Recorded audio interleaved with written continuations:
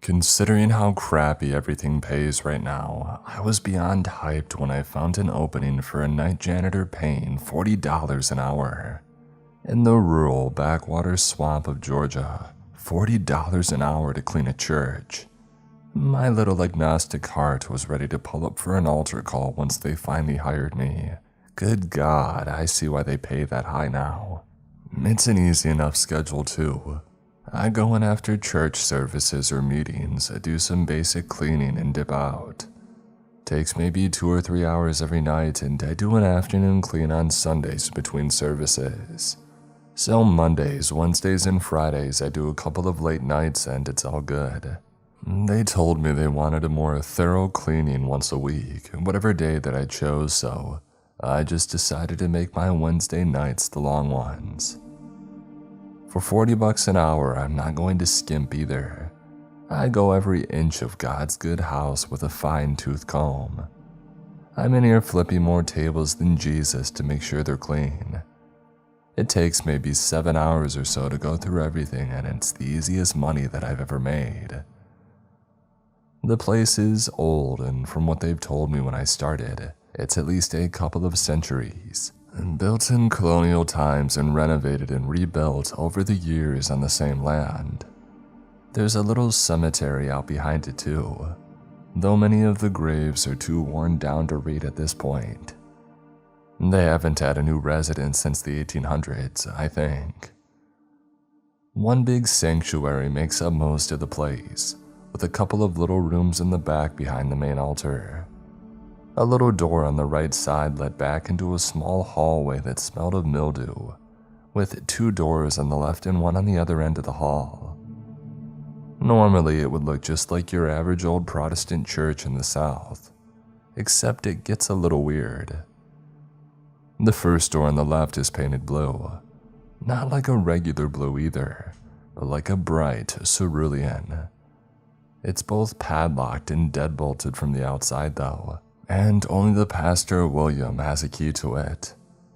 When I was talking to Anita, the treasurer who had hired me, she told me that she had no idea what was down there, but it was probably just old storage or something. I had to ask her again when she said down there because we're in the heart of Georgia swamp country. If somebody tries to make a basement around here, they're just going to get a room of crumbling mud and humidity. She assured me that it was a cellar, though she only was told this by Pastor William. My first Monday night clean went off without a problem. Went in and just ran a vacuum over the floor after a prayer group meeting.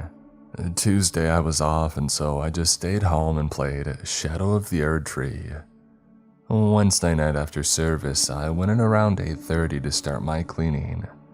The only person left there was William at this point, but even then we only briefly passed each other as he was heading out. And there was not much to say of the interaction though. We just exchanged pleasantries and he said that he was off to get some shut-eye.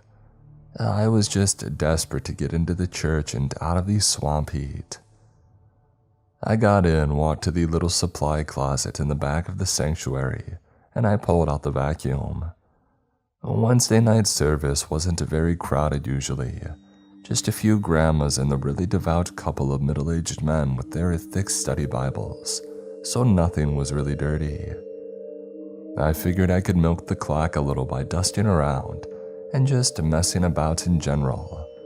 Might as well get some money while I'm in here. I vacuumed the sanctuary with no problem, and I went to go get the back hallway next. Probably a good time to mention the sanctuary has 2 sets of lights, one for the front altar and the other for the actual pews and seating area. I only had the altar lights on because they were pretty dang bright. Until you get into the hallway at least. Then you can barely see because the light only extends a few pews out. With my headphones in and music going, I just kept doing my cleaning. I ran down the hall into the office next to the blue door and even got to the pastor's office while I was at it.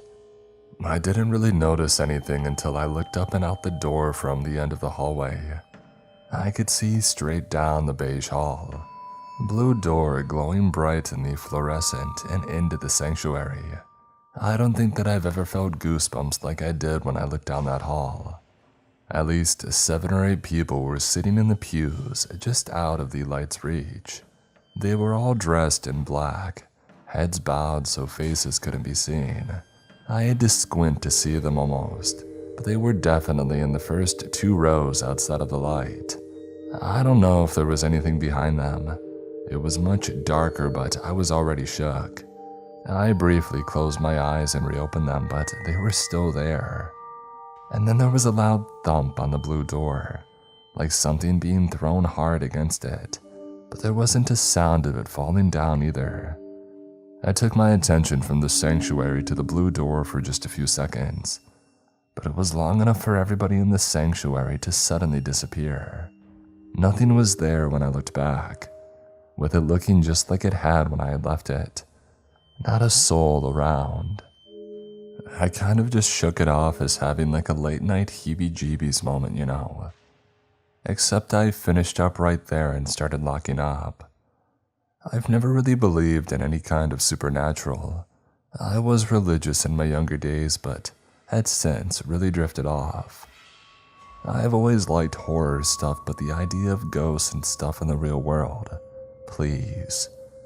But then I realized that I had to turn the lights off at the altar and leave through the main sanctuary door. I swear that I'm not scared of the dark, but I'd be lying if I said that I wasn't creeped out a little. I turned off the light and saw the moon shining through the stained glass, and I immediately got a chill again. It's been nearly 100 degrees with full humidity the past few days, and it felt like I was being dunked in ice water. There wasn't even anything there. I looked around, but nothing. I pulled my phone out and turned on the flashlight, making a quick pace towards the front doors. I swear to whatever God you want to hold me to, that there was the sound of footsteps thudding along behind me. I swung the door open and practically dived through. I never felt so good to feel swamp heat on my skin. I slammed the dang thing behind me too, and I started to walk to my car before realizing that I didn't lock it. I thought about just not going back, leaving it be until the next person got there on Friday for a prayer group. But then I realized the money that I would lose if I didn't do something right and lost the job. Look, rent is high right now and I've got bills to pay. So despite everything in me telling me to get the hell out, I turned around to go unlock the door. The keys were in my hands, jingling like wind chimes because I was shaking so hard.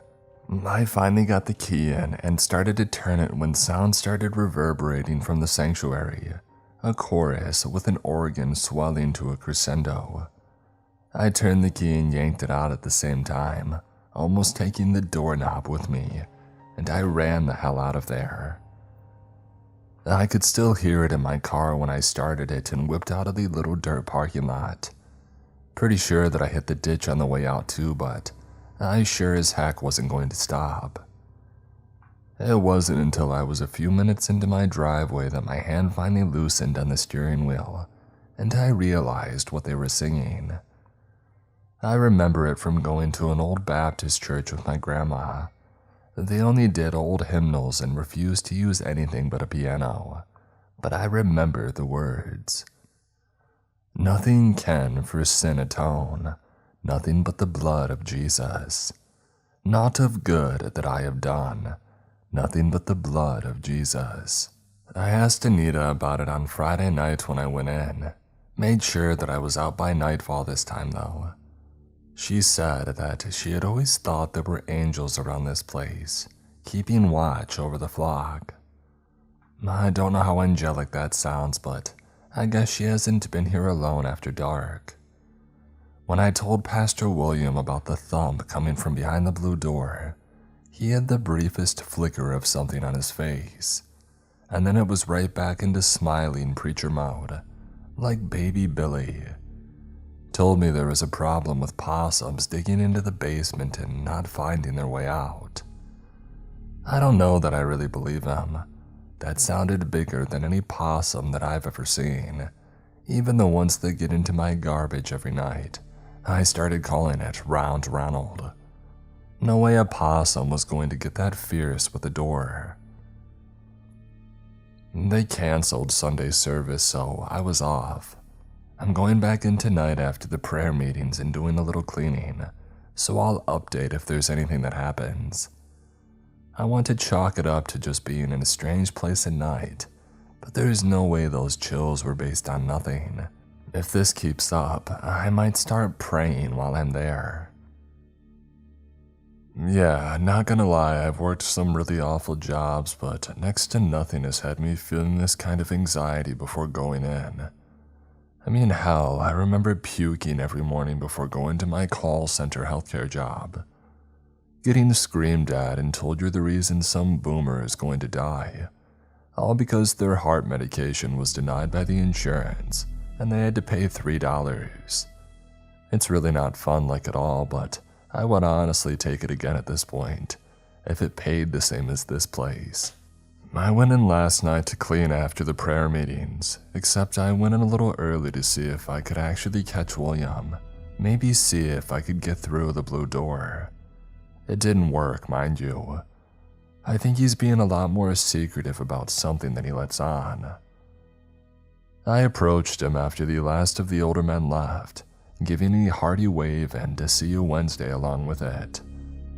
Pastor William started to walk back to his office as I was starting to get my usual cleaning supplies out. The sun was still up, so I was planning on hitting this place quick and getting the hell out before it got dark again. Never thought that I would be thankful for the sun staying up until 9 in the summer, but here we are. Before he could walk into the hall, I got his attention, asking if he wanted me to clean up the room behind the blue door. He just kind of smiled. There was this look that I just couldn't quite place, maybe concern. And then he gave me some BS answer about how he had done a spring cleaning back in May, so there was nothing to worry about. Just to focus on the areas where people move through and to keep things nice. That's all that I needed to do. A little weird, but whatever. And then he dropped the bomb that they're hosting a wedding tomorrow, so I'm going to need to do a deep clean. Oh, come on, I wasn't prepared for this. I tried making up some excuse about not being able to do it tonight because of family event or something, and he just told me to come back after the event was over. Said that he absolutely needed it clean by tomorrow. I didn't have anything with me, and I wasn't going to drive the 30 minutes to get back home either with my busted air conditioner. And there wasn't much of a choice, so I just started doing whatever I could and doing it fast. Swear to God, I've never cleaned that fast in my life. Dusting corners, scrubbing down filthy baseboards. They wanted me to pull out the whole carpet cleaner. Before I knew it, the sun had gone down without me even realizing. The church lights were so bright with the stained glass that it was hard to notice when it got dark. But now it felt like the lights were a haven. Phone said that it was around 9:30, so not much time since sundown. And that's when I realized that I forgot to bring my phone charger, which was just really fantastic. The cherry on the top of the whole thing, you know. At least I still had about half a battery. I put it in power saver mode and just hit work even harder. It wasn't until I was cleaning windows that stuff started getting weird. Maybe 30 minutes later, I was up on the stepladder going down the stained glass windows with a soft rag and warm water, getting ungodly amounts of dust, may I add, when something suddenly thumped hard against the window. Honestly, with how hard it hit, I don't know how the window didn't break. It sounded like a whole cinder block, but it must have hit just right on the window trim to absorb the impact. It almost made me fall off the ladder though. Heck, I was barely saved thanks to the clumsy recovery reflexes that I've honed all my life. It took me a minute, but I steeled myself and went out the front door, looking right around the corner to where the window was at. There was a street light that illuminated the entire side, giving me a pretty clear view. Nothing was there though, only the small, worn-down graveyard a few feet away from the church, made even creepier by the shadows being cast from the saturated light of a sodium bulb. That was about the time that I noticed one of the shadows longer than the other. When I looked back toward the cemetery, there was a tall, dark-suited man with a wide-brimmed hat, just kind of standing in front of one of the graves. I'm gonna throw this out there: if you want intricate details of the rest of the night, you're not going to get a lot. Things are still a massive blur and I'm completely freaked out by it. This is all from what I can remember in a very rapid escalation that came next. Obviously, seeing The Undertaker making his WWE return in the middle of a graveyard was not on my agenda last night. I ran my butt inside so fast that I should be on a plane to the Paris Olympics. I need you to understand just how little I am willing to mess around with whatever's going on here. I got right back in there and locked that door, deadbolted it, whatever I needed to do. Whatever the hell was in there might just be some spooky spirit, but that thing out there could very well be an in-real-life murderer. Look, if I'm going to die, let it be by some instant 13 ghost mess. I'm not chill with being murdered by a human. They can be really messed up. Locked, deadbolted, and I didn't stop there. I flipped every light switch on and ran down the hall into William's office. I shut that door and deadbolted it too. And then I grabbed my phone and started to make a call to whatever officer that they would send out here. Except, oh yeah, I'm in the middle of freaking nowhere. No signal, and somehow, even though I put power saver mode on, I was at 15% battery. I tried calling the cops again and my phone died right then and there. At this point, I am decidedly not chill and I'm debating whether it's my best move to just hide in here or risk getting to my car. It took me a few minutes, but I started to kind of calm down and try to rationalize everything. It was probably a gravestone, right? Like a taller one with one of those weird sculptures on it. I've never looked too close at it to be able to tell, to be honest. Not especially planning on it unless it's high noon and the sun is shining. This was not that time, so I decided that for now we're safe in here, and we're going to chalk all this up to being a big misunderstanding late at night. Nerves going a fewer miles per hour, I decided to go back to cleaning windows. That was about all that was left other than cleaning the baptism pool, and that was simple as a quick scrub since it didn't seem to be used often. All good, we're getting through this. I'm sorry that I start talking in plural when I'm freaked out. Washing the windows was going okay, but I still kept the deadbolt and everything on the door and every light on. All good, all fine. No worries, just wiping the window. But then came the screaming. Ice in my veins. It was a woman, I think. All I know is that it was guttural, like the sound of grief in the rawest form. I don't know what the cause of the scream was, but I could tell that it was in the building. It took me a minute to get moving again, but I had to know if I was right. It was still going too, with a few stops in between the loud roars of anger and despair. I was right. I wish I wasn't, but it was coming from behind that blue door. It kept going too, but it sounded so far away down there that I'm not really sure how it could. Unless there's some massive concrete bunker under here. I don't know how anything more than a crawl space could be under there. But then it stopped. I was in the hallway at that point, and I was in the middle of trying to rip myself in half so that I could run away. There was that one nagging little feeling that this could be somebody who was in trouble. I can't just leave somebody here if something's going on. That would make me just as responsible now, wouldn't it? I swear to God, if my mama hadn't raised me, my butt would have been gone faster than my dad. I knocked on the door, giving a second to see if there was any response. It was only a moment until there was a faint answer, like a hello, I think. I kind of chased down my courage and shouted through the door, asking who they were. No answer.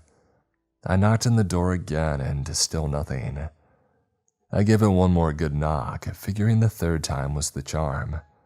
It turns out that's BS. Right as I let the third knock go, things went to hell. The lights flickered briefly at first, but they kept going sporadically. Never actually goes off for more than seconds at a time, but it always flickers on just enough to mess with my vision. My eyes were doing that thing where you can't see in the dark after coming in from the bright sun, making everything in the dark vague. I turned around, ready to find my way out of the church and just say hell with this for the night. Except I turned back toward the sanctuary to leave and saw an entire congregation standing there before the lights flickered off again. I'm proud to report that I did not, despite popular reports, soil myself in that moment. Instead, I screamed like a Looney Tunes character and started running for my keys sitting on the first pew. Thankfully, the lights came back on steadily and it was no longer occupied by whatever ghostly churchgoers were there just a few seconds before. I thought that I had caught a break. Thought that I was going to grab my keys and make the run to my car. Water started splattering behind me. The baptism pit was running, quickly splashing as the tub filled. I took a gulp, turned around, and that's when things went totally crazy. Deep crimson was pouring out of the faucet, interspersed with intense blasts of a rusty, dirty black like swamp water. I wanted to throw up right then and there, seeing all the crimson splattering everywhere against the white backdrop. I'm not really religious, but a baptism pit filling with blood seems a little sacrilegious, I guess. I wasn't waiting around to debate the ethical implications of a bloody ghost bath, though. I turned around to grab my keys, which were still sitting on the pew. Mistake number 2. I was face to face with I don't know who it was. I don't know what it was. All I know is that I was face to face with one of the dozens of good church patrons that now filled the sanctuary. The sound that came out of me was like a car hitting the brakes at 70 miles an hour. I'm certain that every dog in the Tri-County area must have perked up, because this thing still haunts me. Like it's burned into my mind because it was right there in my face, almost nose to nose if it had one. The face was waxy, almost like eggshell white skin. Not scary by itself, but the dark hollow sockets instead of eyes were what really got me. I expected to be staring into thin air, but I'm seeing into the back of this thing's skull. That was when it opened its mouth, rancid, decayed breath blowing into my face. If I had eaten anything since yesterday morning, I might have puked then and there. When it opened its mouth, I snatched my keys off the pew and tore off down the middle aisle. Sounds from hell were what started all around me. The organ came to life, screeching and out of tune. And then came the singing, that same hymnal as the last time. I started wishing that I hadn't deadbolted and chained the door when I was too shaky to pull it open. But somehow I got out of there and tore the hell out of the parking lot. And here we are. I've been up for hours on end because I can't get that face out of my mind. Not to mention that I still don't know what the heck was going on behind that blue door. That scream sounded human, and I could swear that I heard somebody saying hello after the first knock. I don't know what to trust anymore though after this morning. I got a text from William. Know what it said, because I expected it to read along the lines of, "What happened here?" But no. "Wow, cleanest that I've seen the place in years. Amazing job. Thank you." What the hell? I'm going to do some research, maybe see if I can find anything in the cemetery or the church. Heck, I'm about to look into William himself. Something doesn't sit right about him. And yes, I know there are going to be some people asking me why I just don't quit or break open the lock. Well, number one, I am so poor. Like, I get why the job pays so much now, but the chances of me finding anything else right now are slim. My landlord is chomping at the bit to evict me so that he can raise the rent again. Second of all, honestly, if it gets down to it, I might. I don't know what is past that door, but if things start looking like there might be somebody trapped down there, I'm not past some vandalism. Anyway, I'm off until tomorrow night after Wednesday's service. I'll probably try to do an early clean again in the daylight so I don't have to deal with this again. I'll update if anything happens, but I really don't plan on being there overnight again until I absolutely have to. So, that was messed up. I don't really know what to say, like I'm genuinely still. I don't know what's going on. I mentioned a while back that I've been agnostic at best since leaving an evangelical Southern Baptist church over a decade ago. I was the Reddit atheist back in the beginning. Now I don't know if I can ever live my life the same. I want you to know that what you're about to read may shake your faith a little. I went in early on Wednesday evening hoping to catch William before anybody else got there. Sure enough, I pulled up and he was already there, a car in the parking lot. I hurried in out of the heat, thankful that at least the AC worked if this place was haunted as hell. I found William in his office. He was surprised to see me at the least, and there really wasn't much else that I could do at this point. The encounter on Monday night had messed me up. I can still smell the stench of that thing, the decay from its breath. I wanted to gag. And that's not to mention that I keep hearing the sound of blood splashing in the baptism tub. Did you know that blood splashing sounds different than water splashing? I think it's because of the consistency of it. It's really gross. I've been wearing earbuds most of the time since because it just keeps on ringing. He must have known what I was there about. Not that he looked scared or anything, just concerned. Before I could even get a word out, he asked me what had happened. Kind of took me off guard, to be honest. I was honestly going in expecting to be gaslit as insane. Take the little wins where I can, I guess. And so I told him everything. The congregation, the swelling music and hymns, the shadows in the cemetery, and the blood pouring from the baptism faucet. Everything was out in the open and he acknowledged what I was saying, though he didn't say much as I was going through my story. Until I told him about the screaming through the blue door. That one got him. Something changed on his face, worry maybe. I couldn't entirely place it. That was when I really leveled with him, just one question to ask. Am I safe or should I quit? Yeah, it seems like a stupid question, I know. Nobody is safe in a haunted church. I mean, what kind of BS is that? It was all that I could think of though, and the crux of what I needed to know. I grew up watching horror and stuff. I worked in haunts for a while and I can deal with this scary type stuff. As long as I know that it can't hurt me and it won't kill me. Haunted church, yeah sure, I'll just take an edible before I go in. Me and the spirits can be chill. Hell, I'll bring some for them. Maybe they'll decide to be quiet for once. I was expecting him to tell me the opposite though. So imagine my surprise when he tells me that I'm physically in no danger. He probably realized that I didn't believe him too. I'm still not entirely sure if he was trying to get me to quit then and there too. The story I got at that point in the day already seemed like BS, or at least not the entire story. Unfortunately, I was right, but I couldn't settle for just leaving it at that. In short, William told me that what I was experiencing were former parishioners. He says that he's had experiences too. Hell, he said that he was terrified by almost the same thing happening to him as I had on Monday night, way back when he first came here. He even apologized that he hadn't told me before, saying that it wasn't okay and offering me a bonus for my troubles. Yeah, this was starting to sound like there was a lot more at play here.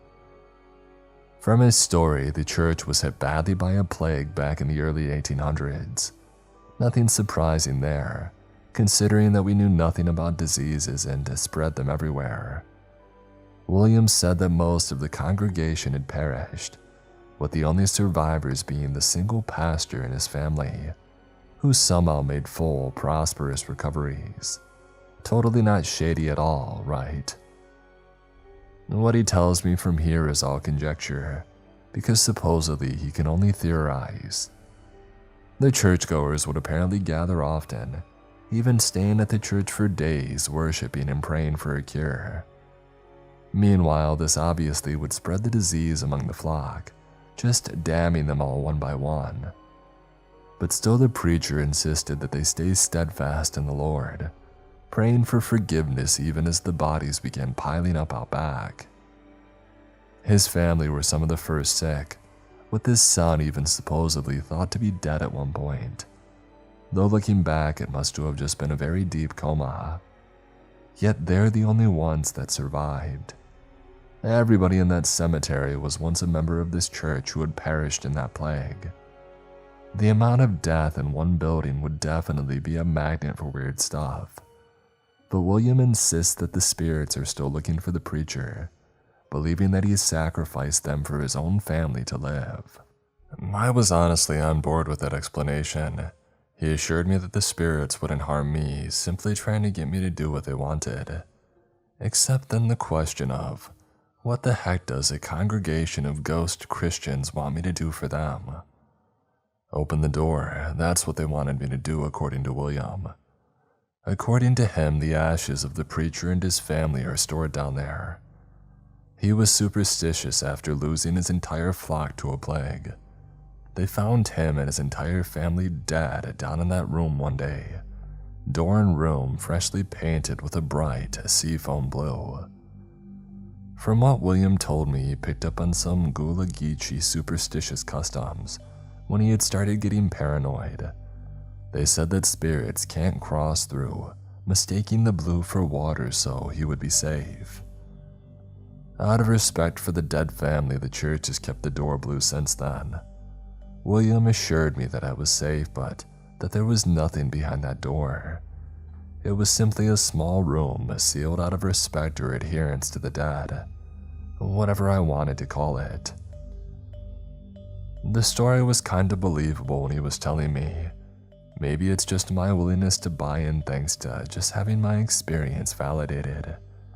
Either way, he assured me and I took my leave for the afternoon, telling him that I would be back after service. Was I going to have to be here for a while after dark? Yeah, but the bonus was $600, so who are you to judge me? It wasn't until I was back home that I really started thinking about it. There was no way that there was a room there. It didn't make sense with the outside of the church.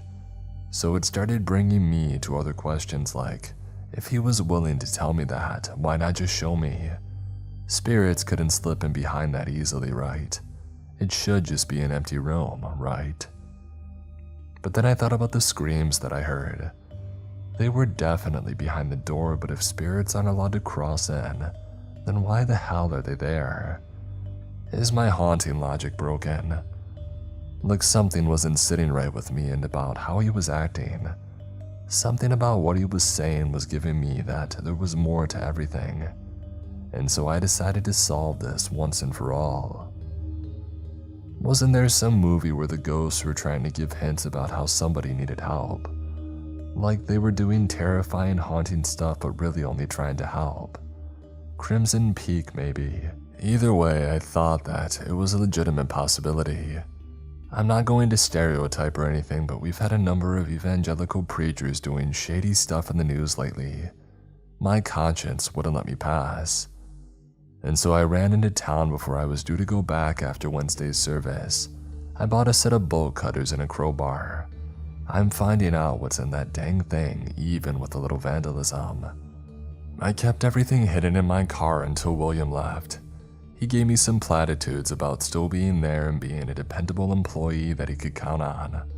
It sounded like a very veiled warning though, like telling me to tread carefully with whatever I do tonight. That kind of reinforced my feelings about what I was going to do that night too. He finally left around 9, right when the sun went down, and I was finishing up vacuuming the sanctuary. I waited and made sure that he was gone for a few, just sitting in one of the pews waiting so that I could make sure nobody saw me getting bolt cutters out of my car. I made it to my car fine, but turned to walk back into the church when a line of dark figures were suddenly standing among the cemetery headstones. None of them moved, they just stared at me. It definitely upped my speed to get back into the church, and I slammed the door behind me. Even if he said they couldn't harm me, I mean heck, that could have been a lie too. Who knows at this point? I ran in and made sure that every light was on and I started going at it. I cut off the padlock, cut the chain, and started hitting at it with the crowbar when things began going to hell. The lights went out and the gospel music began. I could look out into the sanctuary and see that the congregation was already there. I don't know if it was the adrenaline or what, but I suddenly got some Hulk-level strength and braced my foot against the doorframe, pushing the crowbar in even harder. It finally gave, crashing in hard to the wall as I swung it in. Deep blue light was pouring from below, showing faintly at the end of a long staircase. First off, I don't know how the heck there was a basement this deep in swamp-ass Georgia. Nothing about a lot of this makes sense, to be honest. But I could hear the screams again, this time louder, full of force and drilling into my brain. I kept making my way forward though, determined to find the source. There could be somebody hurt down here, or by the sounds of it, multiple people. The scream seemed to layer on itself like a host of people all crying out in unison. It drowned out the gospel music, which started growing fainter behind me. Whatever was in there didn't even register for me at first. I had no idea what I was looking at. I was even more unsure about it if it was something real. Maybe William was trying for a budding sound effects career in Atlanta, I don't know. I was trying to rationalize a lot of things until it hit me. I'm describing it from memory, so bear with me. My eyesight isn't great and I sure didn't get close. The bright blue light was actually emanating from the thing, almost like an anime aura. I have no idea how else to describe it, but the light was just radiating from it in waves, washing over me as it did. I could feel the light. Not like when you sit in the sun for too long and start to burn though. This was like water washing over me. Sort of like floating down a lazy river, feeling the current flow past you toward the sea. I think back on it and I should have felt more terrified, but the aura of it was peaceful, like it was speaking to me through it. Be not afraid. If you're a former Christian of any sort, you've heard that. Even I feel like it's stereotypical, but I've heard it. Not with my ears, but through the waves. I suddenly felt my heart rate relax, my muscles loosening as the aura continued. I felt at peace for the first time in ages, and I knew that it wasn't my antidepressants. And that was when I took a full look at the creature in the room. Bright skin, shining like the sun, was giving off the aura. For a moment I thought it was a massive bundle of limbs at first, which isn't totally off base. But this thing looked like multiple torsos all conjoined, like they were sewn together, all standing back to back in a circle. Each one of them had different features, but each one was covered in eyes, blinking every different color that I knew of, and some that I couldn't quite comprehend. Every single one was fixed on me though, and that's when I noticed pieces of them missing. Arms and legs were cut off, leaving bleeding stumps that were gushing as if cut recently. There was a steady trickle of bright red falling from the creature, chained to a wall in the small room. The bodies looked frail, malnourished, and emaciated. Despite that, they were still pristinely clean, even bleeding. Its eyes remained fixed on me, a pleading in them. "Help us." It spoke to me again, this time more frail than the first. It must have known that I wasn't the same as whoever put it here. I don't know if it could sense something or just went off guesswork, but it was asking me for help. And that was when William spoke from the steps behind me. The angel charged, an aura of anger and fury taking over the blue, turning it to a crimson red. My sense of peace had faded, turning to confront William, who was walking toward the angel, pulling a small pocket knife from his chest. I was still holding the crowbar, though I didn't even realize it until that moment when the entire atmosphere had shifted. He stepped toward the angel, flicking the pocket knife against one of the outstretched hands, slicing a finger off and catching it before he turned to me. He had the audacity to offer it to me, like it was a snack. I felt my stomach turn harder than it did as smelling death's breath, with zero idea of what was going on. I literally asked him if he was trying to get me to eat it. Meanwhile, there was this thing howling in pain in the corner. The screams were back, with every face distorting in terror as sound pierced the air. He waited a moment for them to stop before he started it again. "If I ate that finger," he said, "I would have prosperity beyond belief. All I had to do was believe in him and eat of the flesh." He even said that he would be willing to supply me with more if I find that I'm not quite happy yet, with the other effect being a major extension on my life. The only question that I could really think to ask was how. I'm sorry if the details are vague. I get overlooked incredibly easily with information, and this was, if you really want to put it literally, a biblical amount of it. His explanation made me even more sick. I grew up on the internet, wild west of Live Leak and LimeWire, and this might be the first time that I've really gotten a comprehension of man's depravity. This man was evil. He popped the finger into his mouth so casually like it was popcorn, said that he was a devout man his entire life, believing God would send salvation for him and his flock, until the disease came. William told me how his son Peter fell ill first, having trouble breathing before slowly degrading, coughing blood from his lungs, and soon after going into a deep, death-like sleep. And that was when he started taking a different route than prayer and praise. William had gathered his flock in the church one day, bringing them all together in a marathon of praise and worship to God. And then he began convincing them that it was time to be rebaptized in the blood of the Lord, cleansing them of their illnesses. He brought in water, lining up all the parishioners to bring through the baptism tub. He baptized them one by one, making sure that they were thoroughly drenched. Once everybody was soaked back at their pew ready to begin another hymn, he took his place at the pulpit and let loose the plan.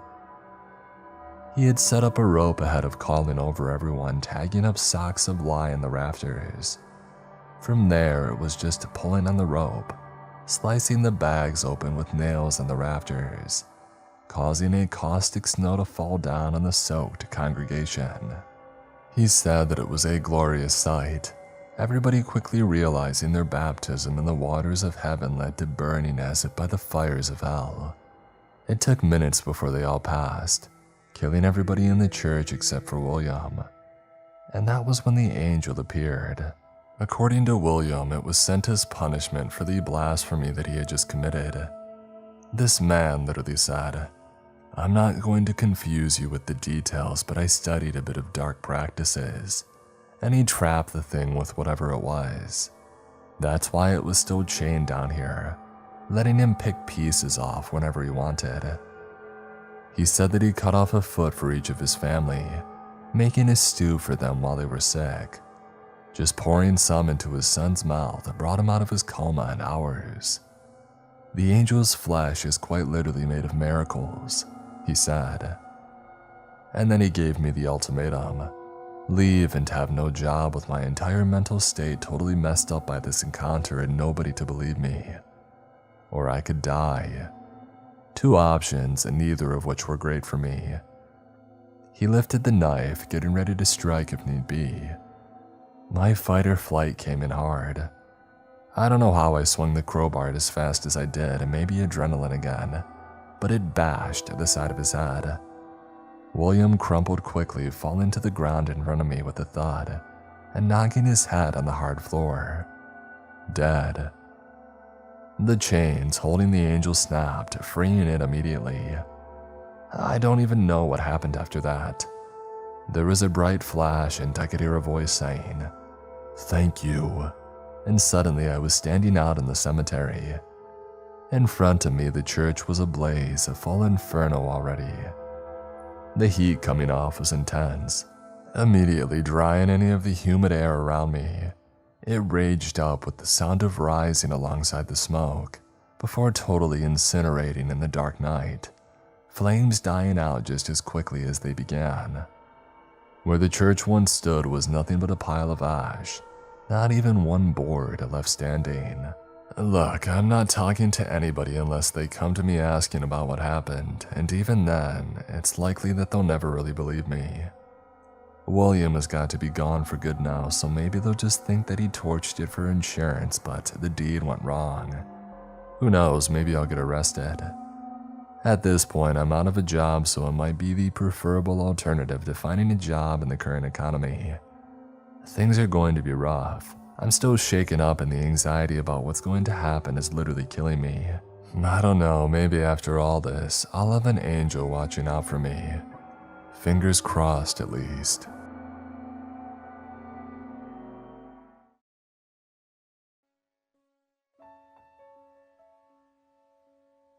Cranston Manor stood isolated in its own grounds in the depths of the countryside. It had been built 200 years ago by a wealthy businessman to show everyone just how rich and cultured he was. A fashionable architect was hired. The most skilled craftsmen were taken on and the highest quality materials brought to site. No expense was spared. The finished structure boasted dozens of luxurious bedrooms and bathrooms, a dining room, studies, a ballroom, a stateroom, a library, and even a private theater. There were chandeliers and spiral staircases and walls lined with artwork, along with a separate gallery. This took up a whole wing of the manor and was where the most treasured art was displayed. In the grounds, ornate gardens were decorated with statues and water features. Immaculate lawns rolled into the distance, and everything was sheltered by a surrounding forest. There was a small army of servants as well, cooks and butlers and valets and maids and more to tend to the needs of the businessman, his wife and new son. After the businessman and his wife's death, their son continued to live in Cranston Manor and started a family of his own. Over time, each following generation of the family inherited the property, and they were looked after by servants of their own. Now the family was gone, the latest generation preferring to live in modern apartments in the city, and the people who had worked for them had gone. There was only me here now. The family had put Cranston Manor up for sale, and the realtors they had appointed had hired me to look after the place while a buyer was found. Although the house still had style and its remote setting was wonderfully peaceful, it was showing its age. There were problems with damp after leaks, pipes that rattled, woodworm, rodents scrabbling around just out of sight, cracks in plaster, and great swaths of paint that were peeling away. The electrics also frequently cut out. There were no major fixes that I could make. My job was to try and stop things from getting worse, and I was happy enough to be doing this. I hadn't done so well over recent years. I had been in the army and struggled to fit back into civilian life when I returned to my hometown. I had started drinking too much and getting into trouble as a result. Then a man that I had gone to school with, who was now in the local police, had recommended me to the realtors for the janitor's job at Cranston Manor.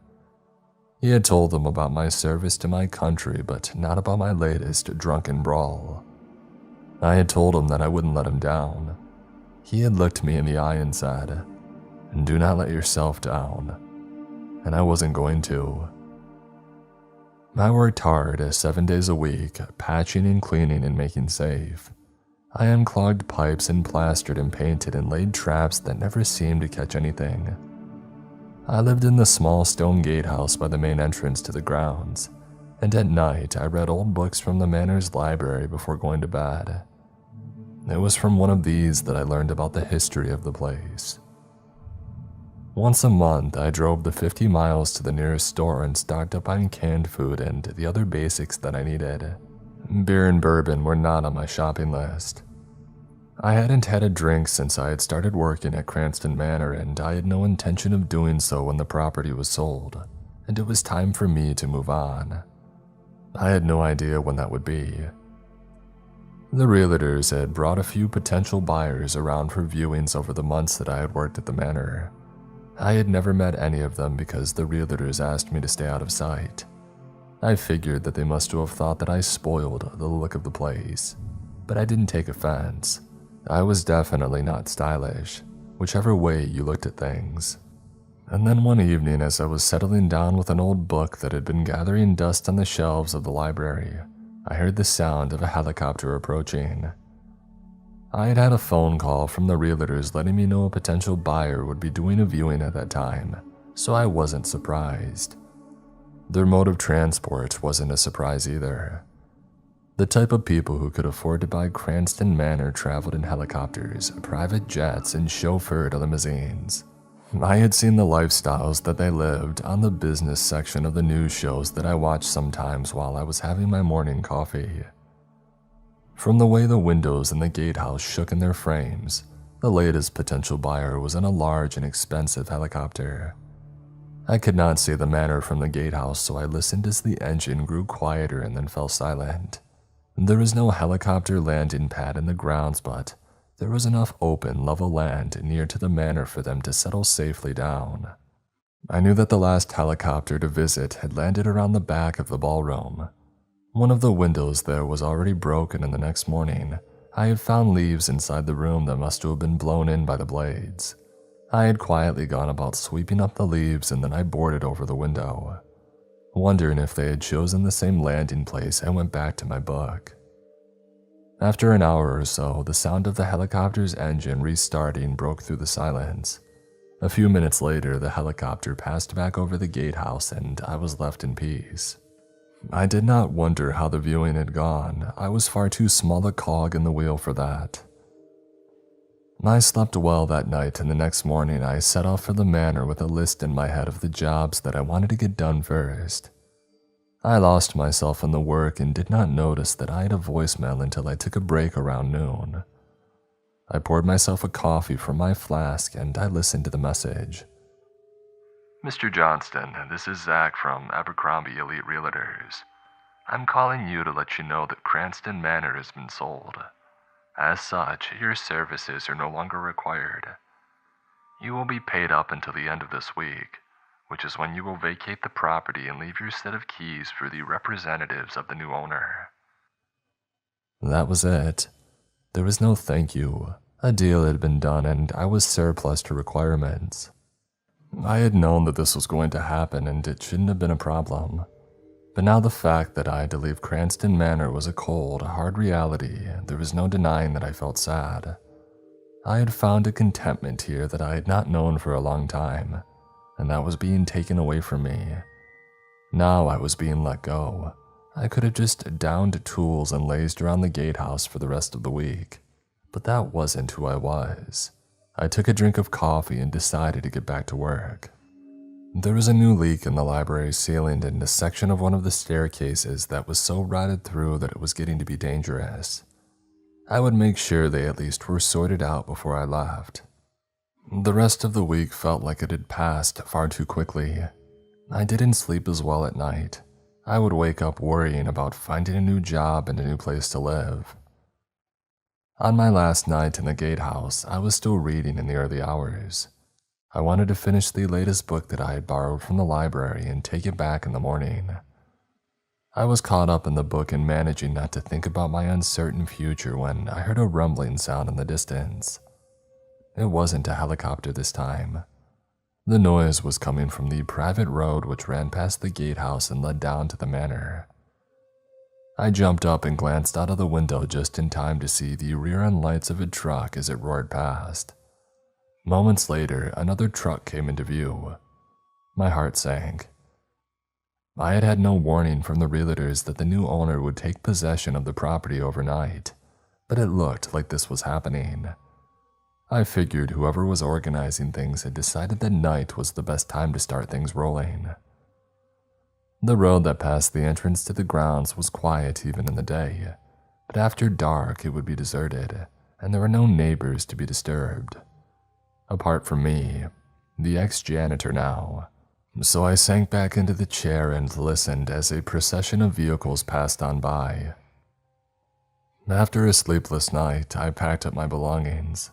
This didn't take long as everything I owned could fit into one bag. I slung this over my shoulder, picked up my set of keys, and set off to walk down to the manor. I wanted to hand them over in person for safekeeping rather than just leaving them to be collected, and I must admit I wanted to see the manor one final time. There were a dozen or so trucks parked up out front and large boxes were being unloaded and manhandled inside. More men and women buzzed around, some carrying construction tools. One man who was way too finely dressed for manual labor stood watching. He had a sneer on his face and a mobile phone pressed to his ear. I guessed that he was in charge and I walked up to him. He was still talking on his phone, and so I patiently waited for him to finish. But he continued to talk and he completely ignored me. Eventually, I lost my patience. I took out the keys, held them in front of him, and said politely, "I'm sorry to interrupt, but I was the janitor here and I wanted to give you my set of keys."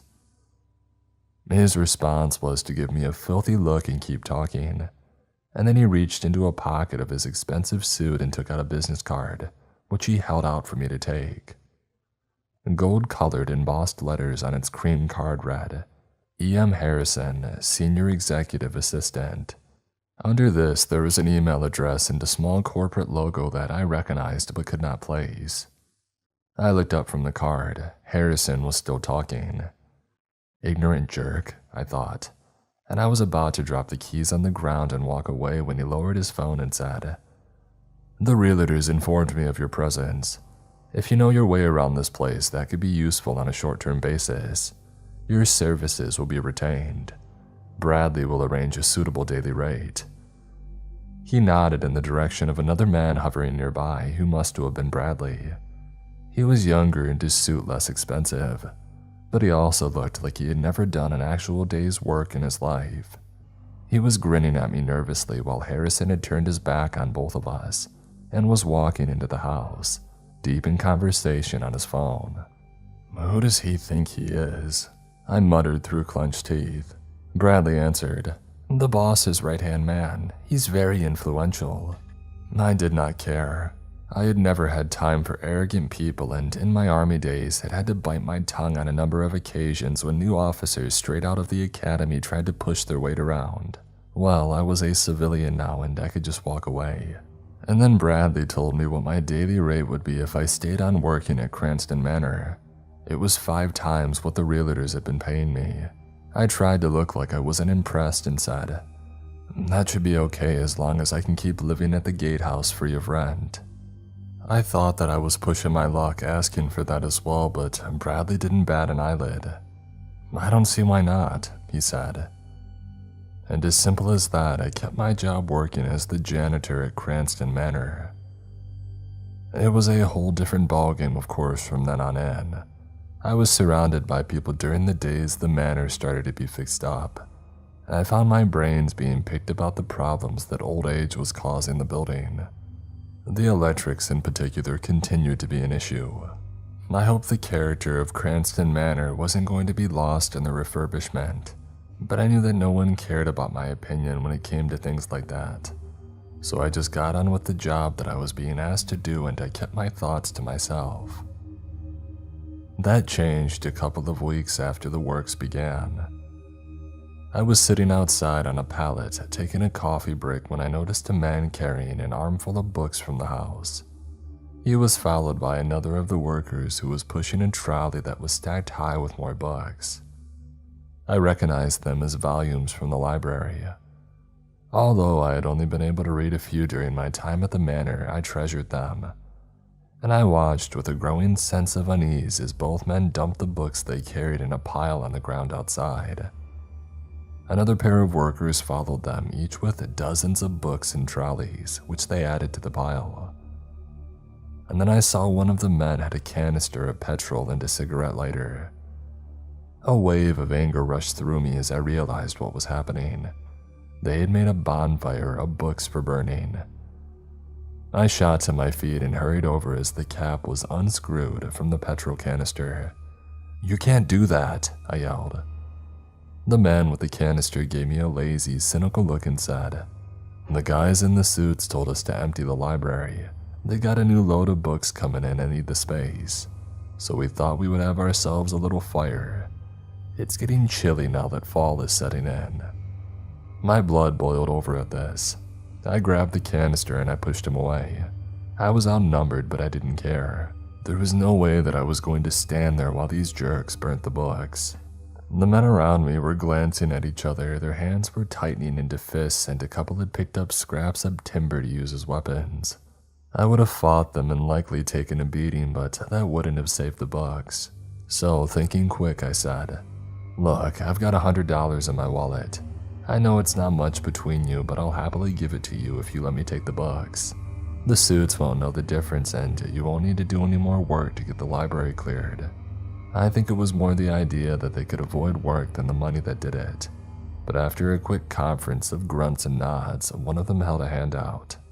I gave him the money. While they were laughing among themselves and heading back into the manor, I began gathering books up, and then I carried them back to the gatehouse.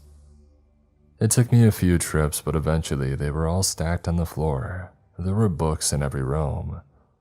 When I had to move out of the gatehouse, which I figured would be soon as the work in the manor was proceeding at quite the pace, I would need a new place for them, and it would take more than one journey in my car to transport them all.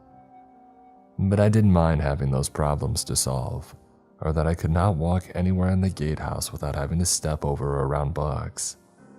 The books were safe, and I felt like I had done a good thing that day.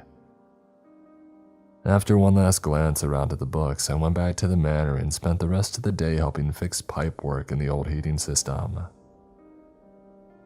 After a very enjoyable evening looking through my new wall-to-wall library and deciding which books I wanted to read first, I slept well and saw on the new day with coffee and pancakes and the business section of the morning news on TV. A report on stock prices highlighted the rising success of a company in the social media and AI sector. A visual showing these statistics in an easy-to-digest form was accompanied by a photograph of the company's corporate headquarters, which had a logo above its main entrance. A proverbial light went off in my head and I reached for my wallet. After handing my cash over, it was empty now apart from a bank card and my driver's license end.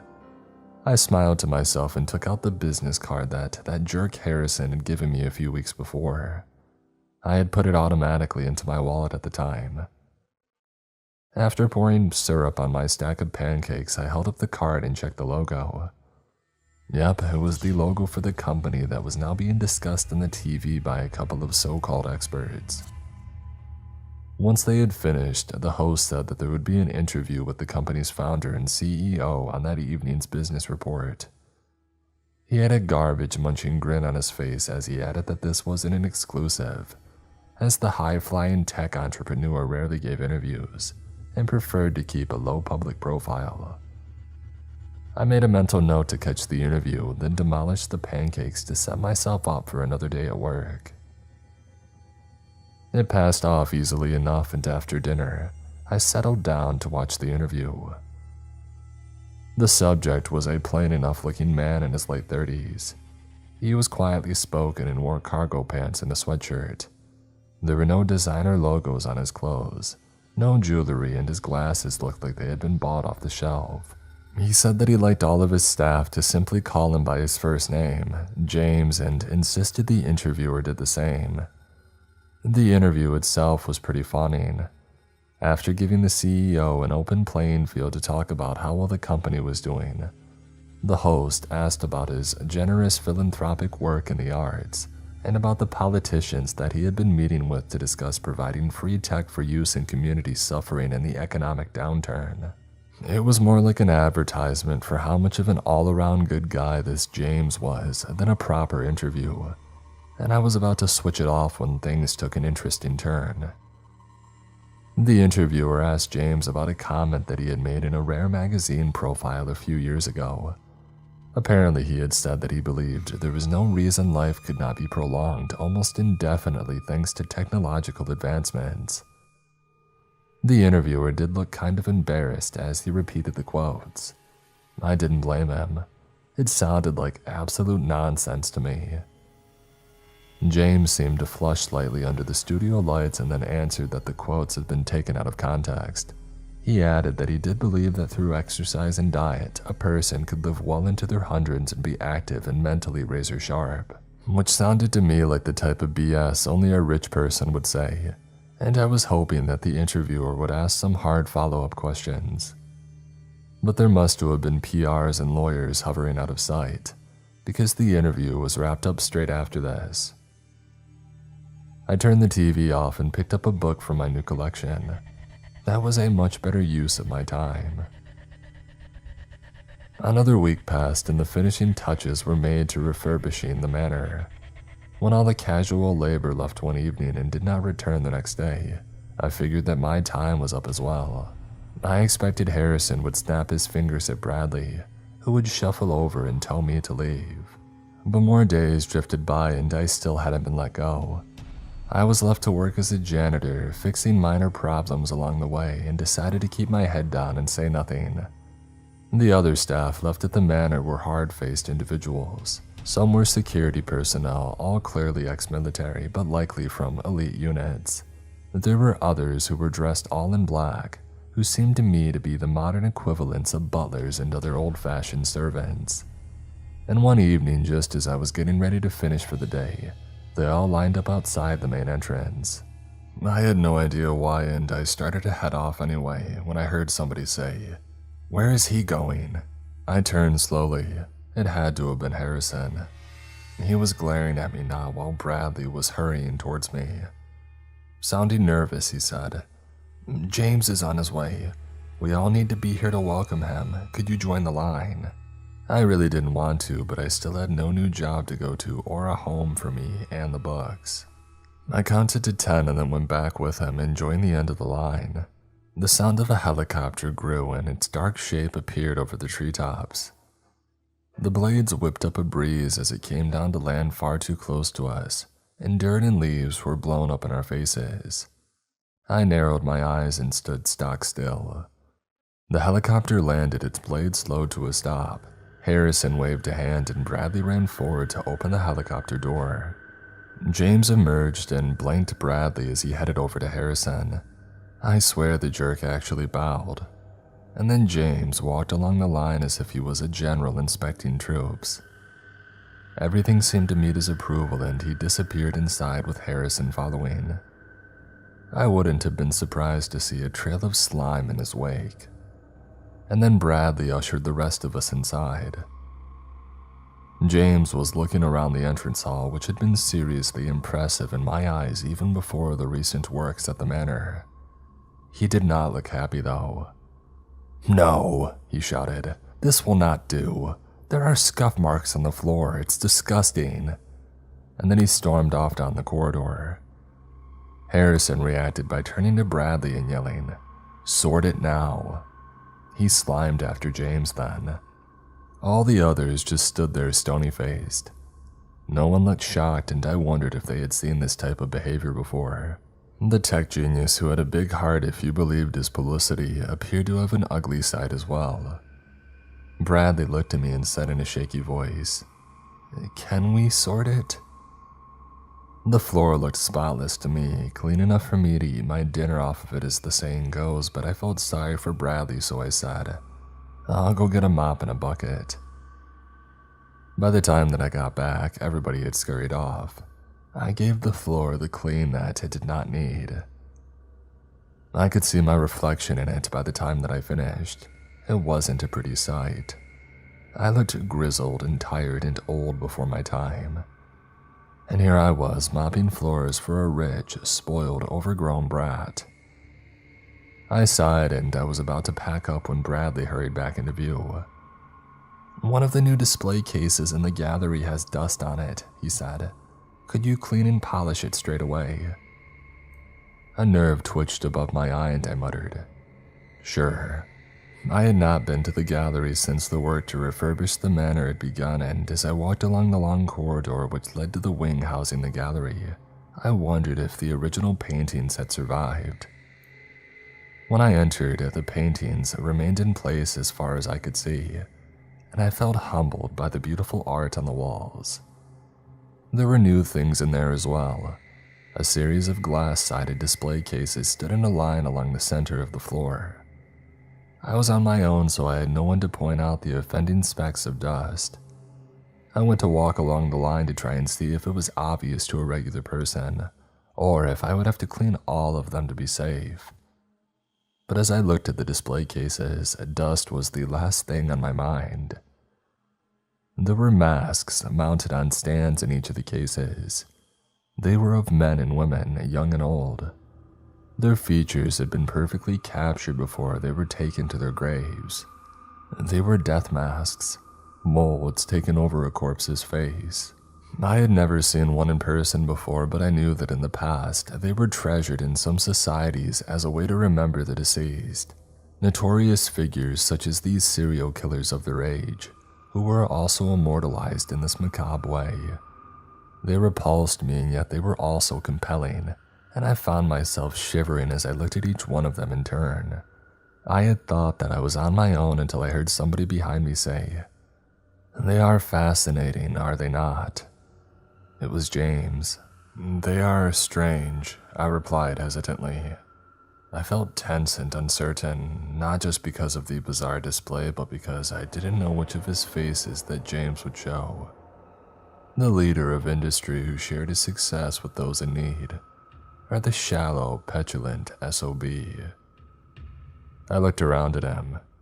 He was staring at me, and I could see an intensity in his eye that made me feel even more on edge. "Strange to some," he said, and there was an intensity to his voice which matched his gaze. "Not to me, though. I've spent hours studying each individual, learning every line in their faces, the angle of their mouths, the way their eyelids rest. They intoxicate me, these portraits of the dead, but they are just one part of my collection. Would you care to see more?" He held out a hand, indicating that we should walk on. I had no idea what to say or what to do, so I silently followed his lead. We turned a corner into a separate area of the gallery. There were larger, glass-sided display cases here. The first held complete human skeletons.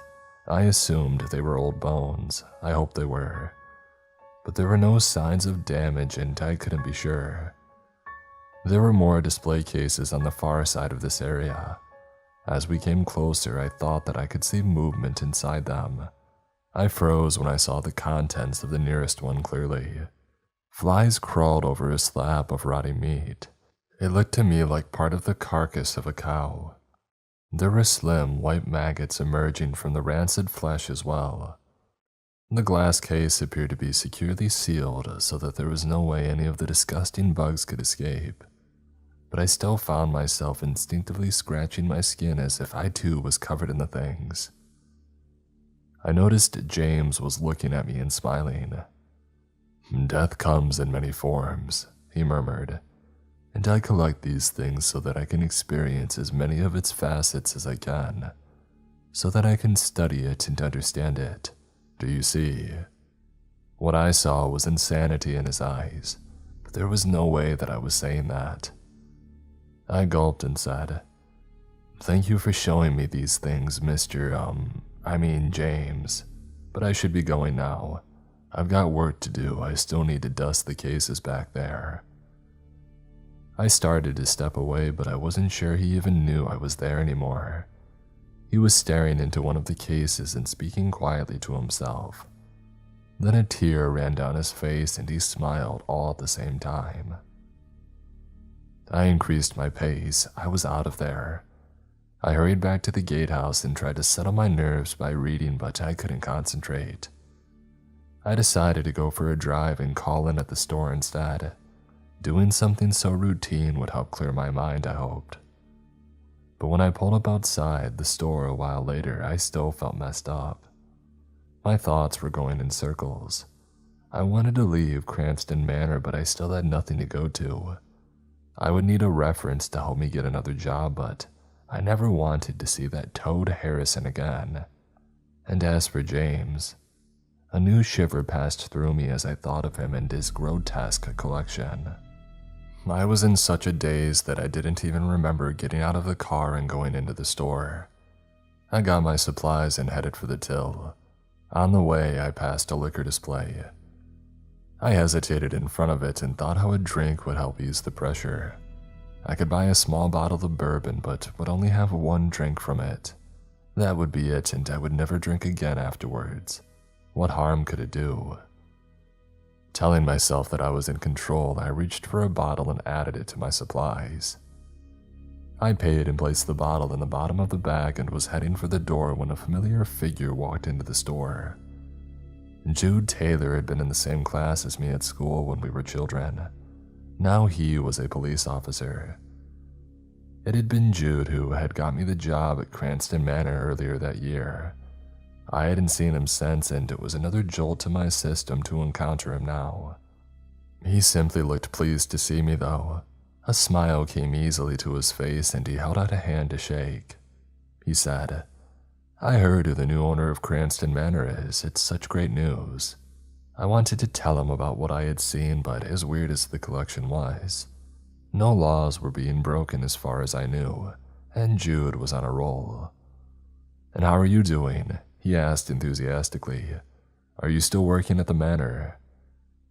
Jude was one of the good guys and had helped me, so I nodded and forced myself to smile. This made him smile even wider. And then he asked in a quieter voice, "And are you still sober?" I was clutching the bag to my chest and thought of the bottle of bourbon hidden away inside. It felt like a dirty secret. "I am," I replied, which felt like a lie even though I hadn't had a drink yet. I had been going to have one, and that was as bad as actually taking a drink in my mind. Jude didn't seem to have noticed anything was wrong and said how he couldn't stand around talking all night, and then he shook my hand again and went to the counter. I was left to head out of the store feeling even worse than before. I set off, driving back to Cranston Manor with the bag on the passenger seat. I couldn't see the bottle of bourbon, but it was all that I could think of. I couldn't stand it anymore. The road was deserted, and so I pulled over, took the bottle out of the bag, and emptied its contents onto the side of the tarmac.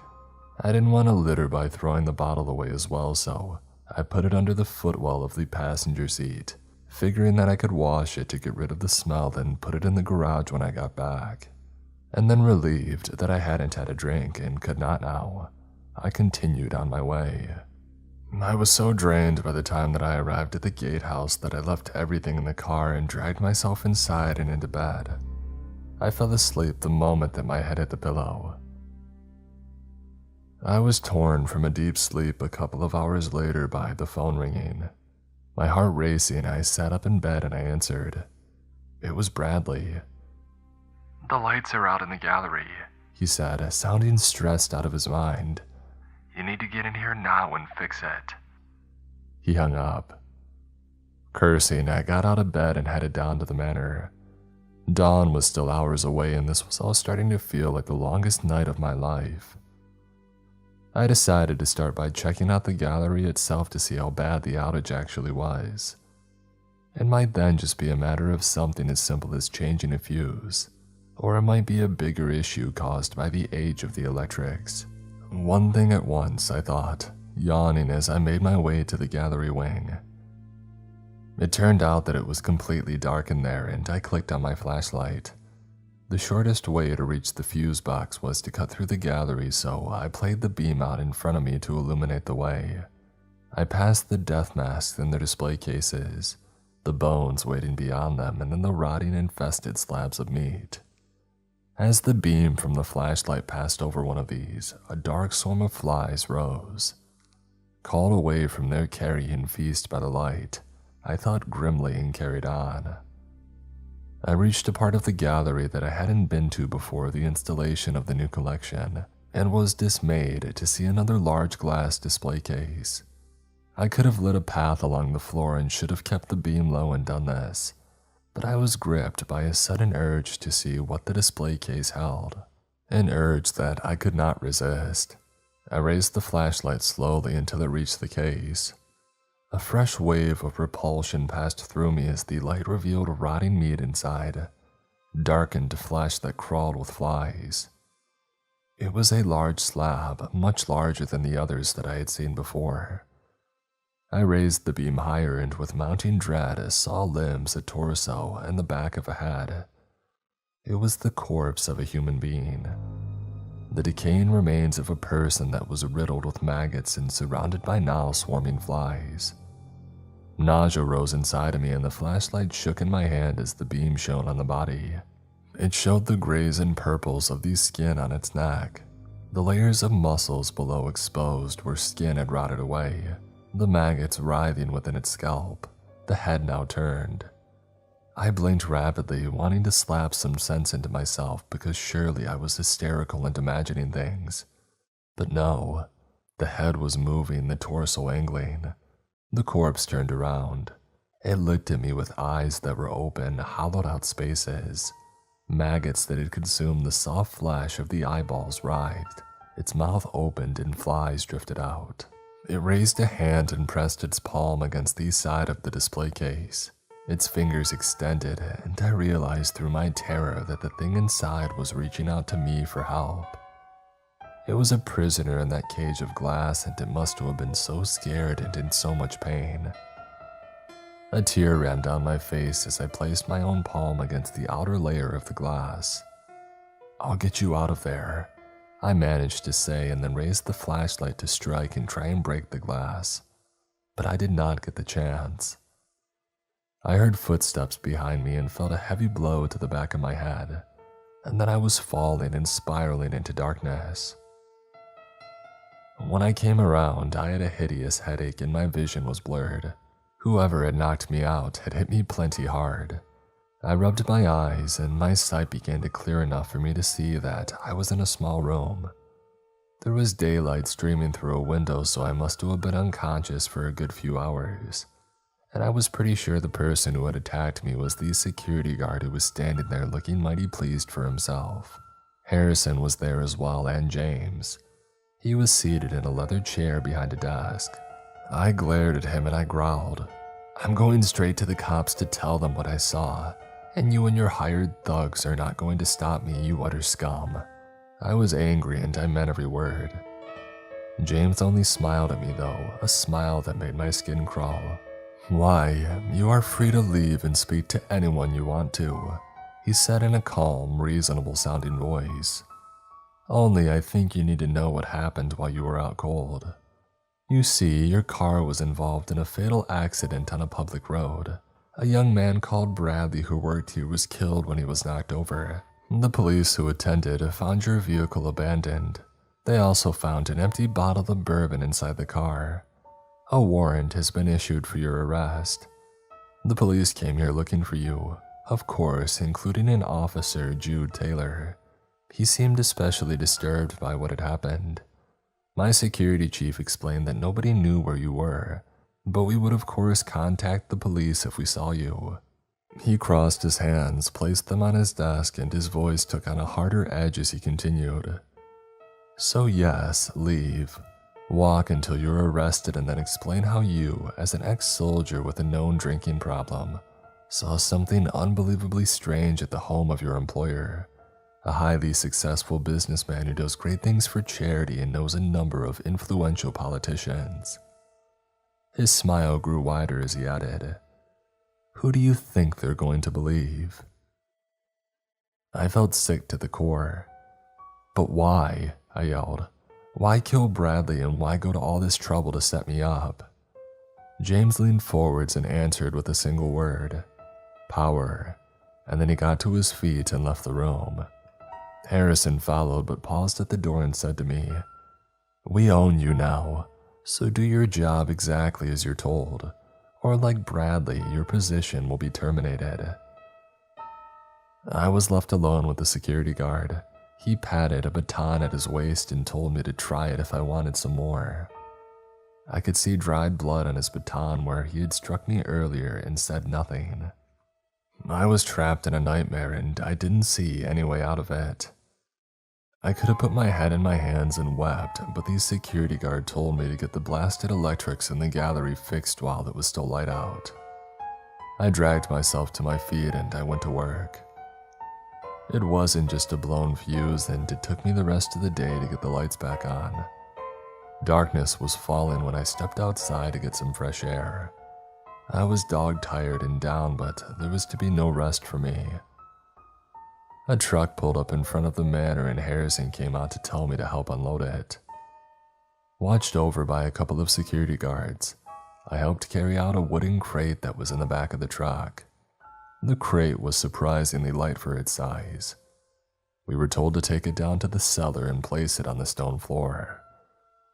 The cellar had been disused for years and dust lay everywhere. Exposed light bulbs hanging from cords in the ceiling glowed bright.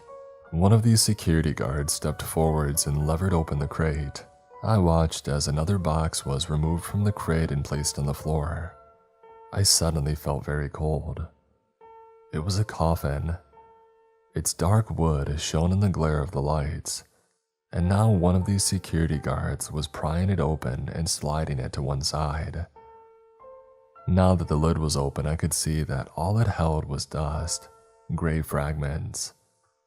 I was so caught up in what I was seeing that I didn't realize James had come into the cellar until he had walked up to the side of the coffin and peered down at the dust. "At last," he said. "After all these years of studying death, I'm ready to conquer it. I need fear the Reaper no more. But first, we need blood."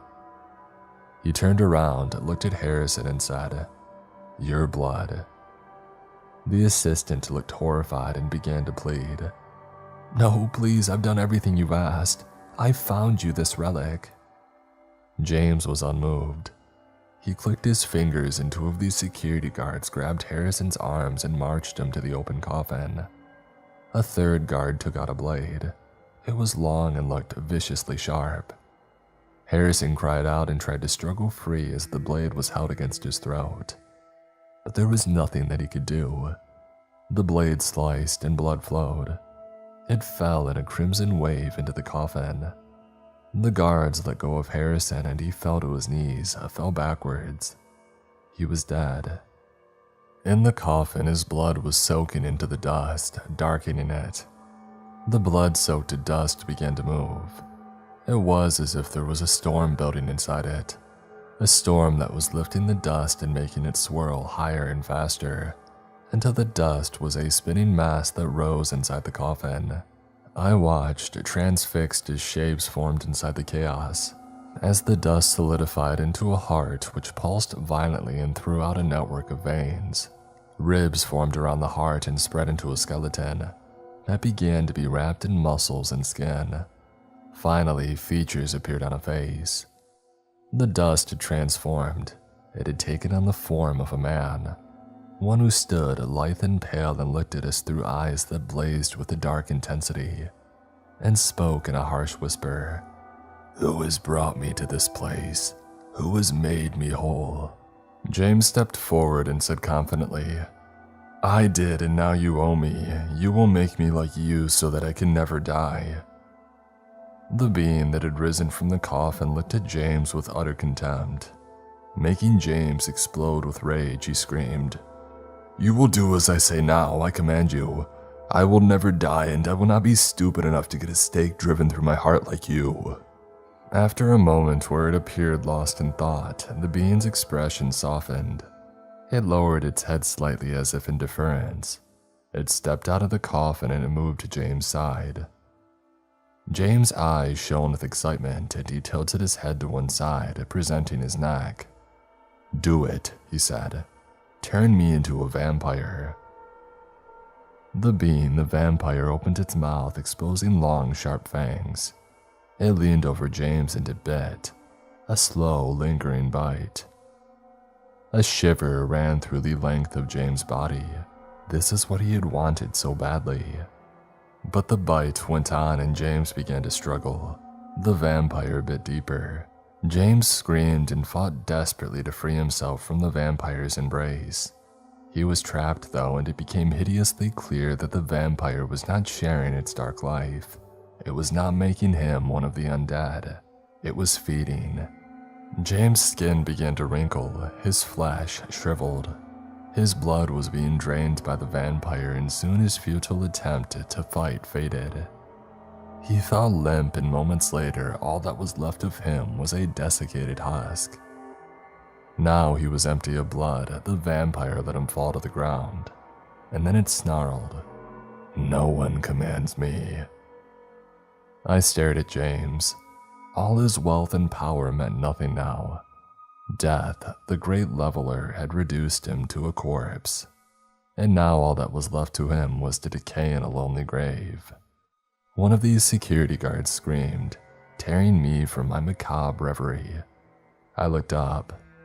The vampire's hunger was not satisfied yet, not by a long way. It had ripped an artery open with its fangs and was drinking deep from the security guard. I staggered backwards and began to run. More screams echoed through the manor's depths as I ran for my life. I burst out into the darkness of the night. Cold air struck me hard and I gasped as I ran on into the grounds. Behind me, a new scream rose and then silence descended. There was only the ragged gasps of my own breath and the pounding of my heart. I stood there swaying and watched as a figure emerged from the manor. It seemed to survey the world around it and then raised its arms, which appeared to leave dark shadows in their wakes. They were not shadows, I realized. The vampire's arms had become wings, and with a strange grace, it moved its wings and began to rise into the sky.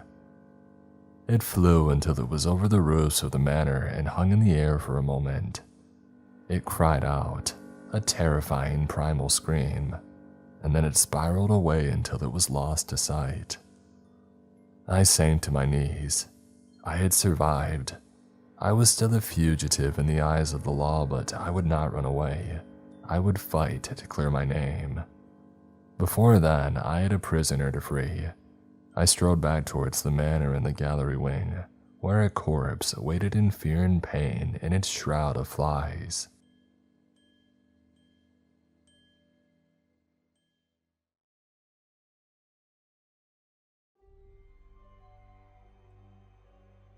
Before I list the encounters I've witnessed, I believe it's necessary for one to understand me as a person and the circumstances leading to my employment with the Eternal Jubilee Church.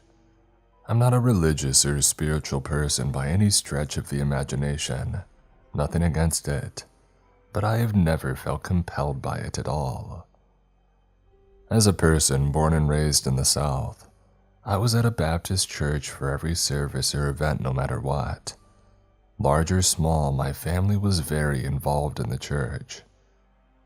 My grandfather was a deacon, my uncles on both sides were pastors for two unrelated churches, and my father helped out a lot with the youth groups. Suffice to say, we put the Bible in the Bible Belt.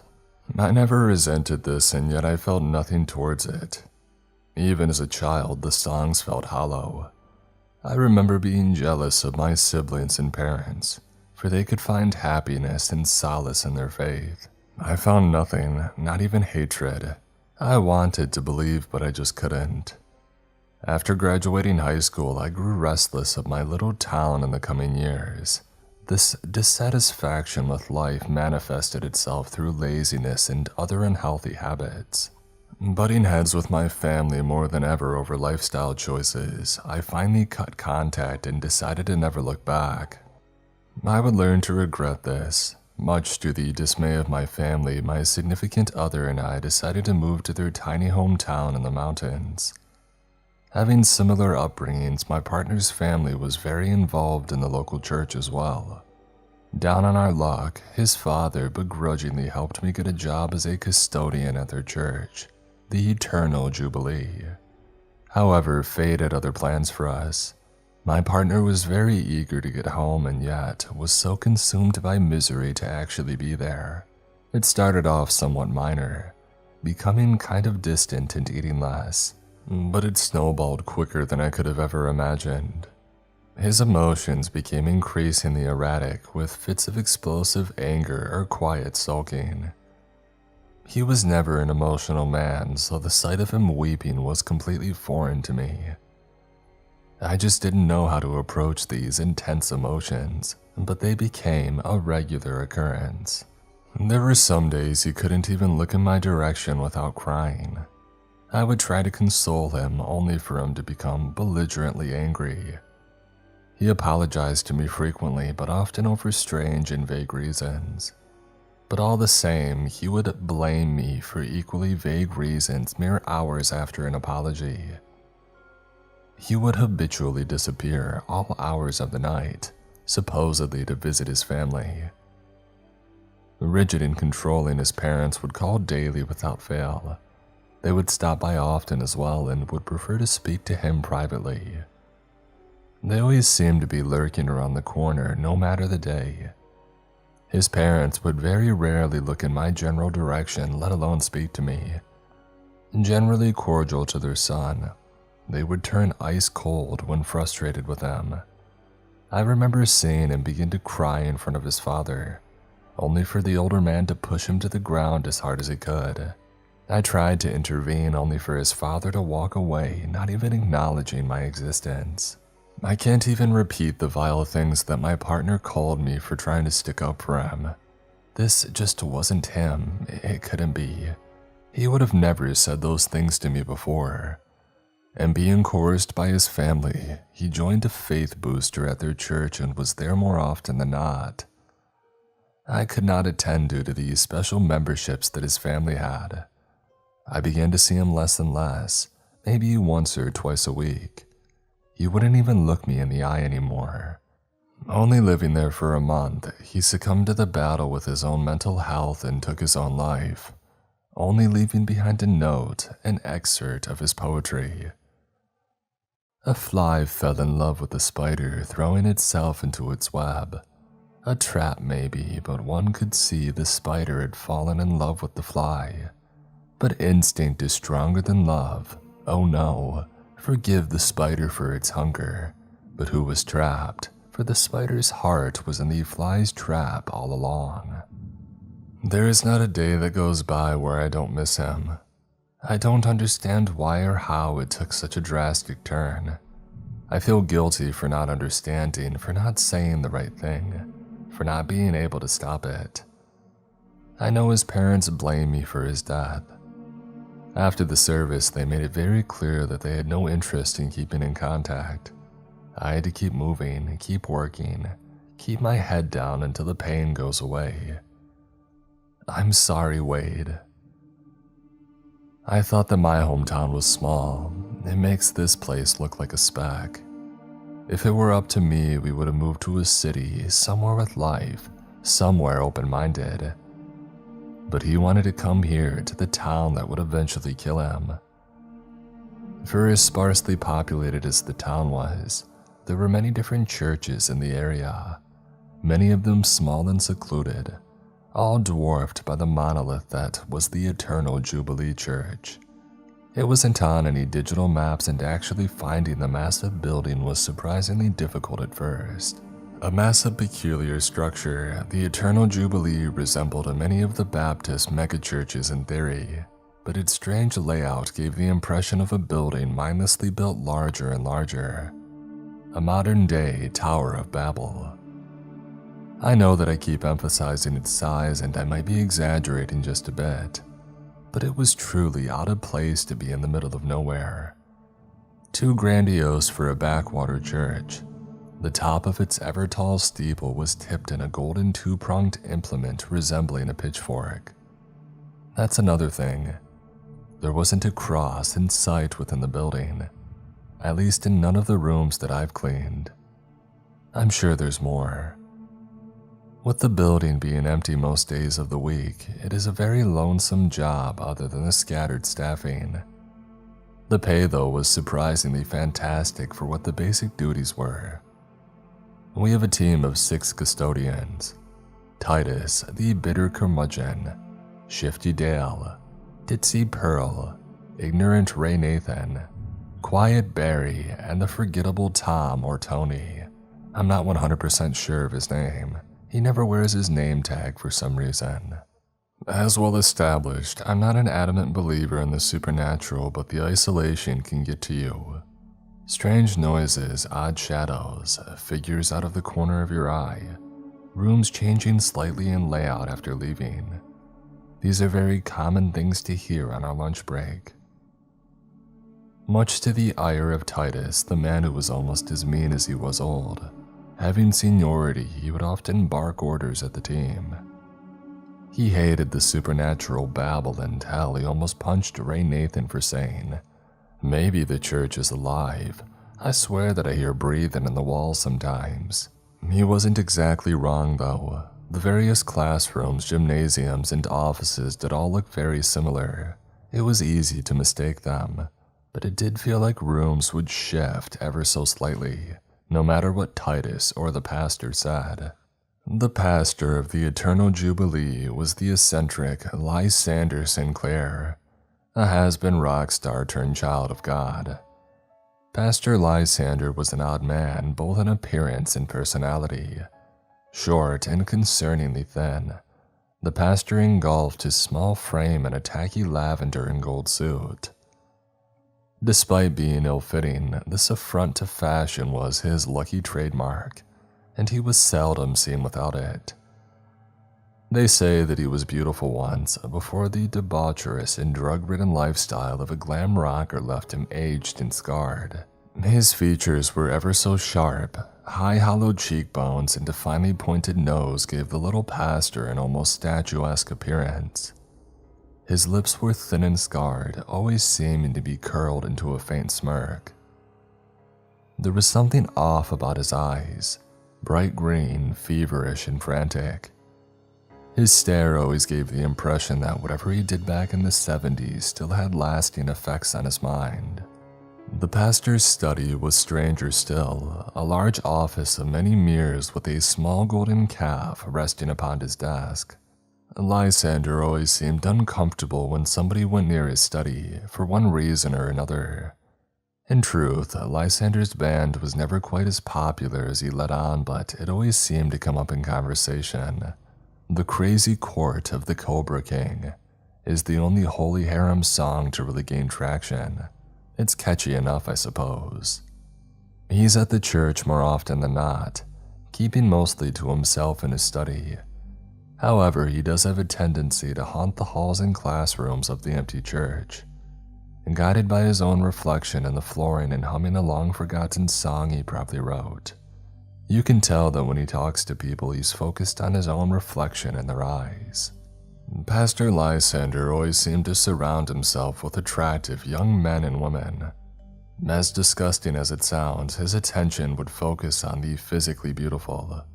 The prettier and more willing a person would be, the higher within the church's hierarchy they could rise from what I've observed.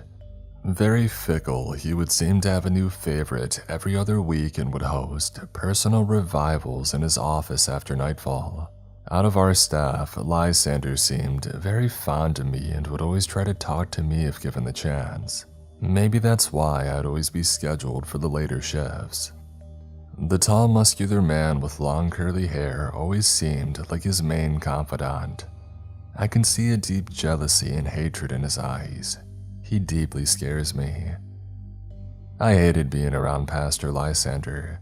He just made me so uncomfortable, the almost whimsical melodic way that he spoke, his rough, uncanny androgyny, the unblinking, panicked stare that could strip any man down to his very core.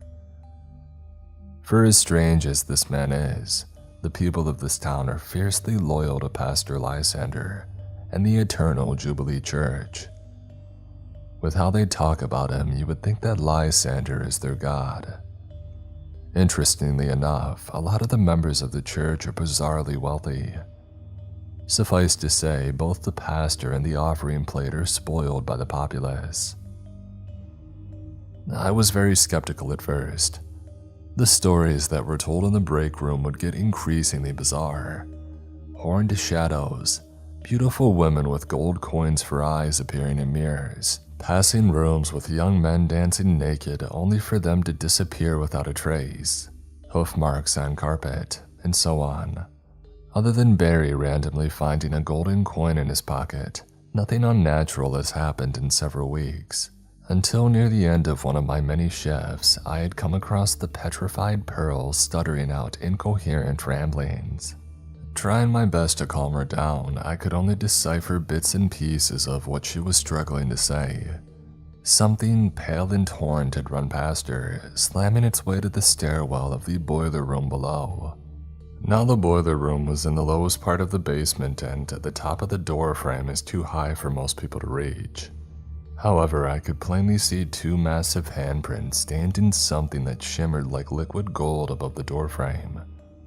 Upon closer examination, the basement was entirely empty, other than a golden lock of a woman's hair and a single coin, strangely bearing the visage of a bull's head. "You saw the one with horns. I've been seeing its shadow for the past month." Dale spat overall, unfazed by the tale. Dale had been working with the church longer than anyone save for Titus. A cold and grizzled man. No one really knew where Dale was from or what he did before getting the job as a janitor.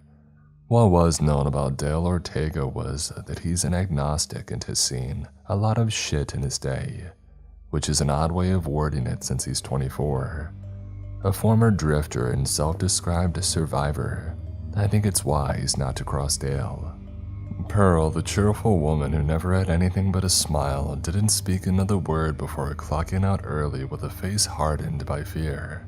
She didn't come back, obviously. I heard that she had died in a car accident recently. It's a shame.